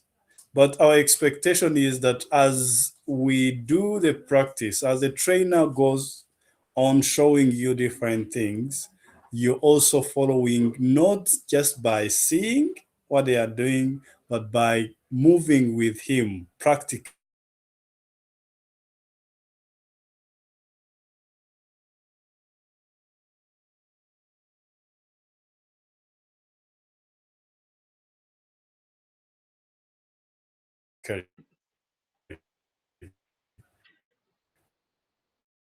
This is a hands-on.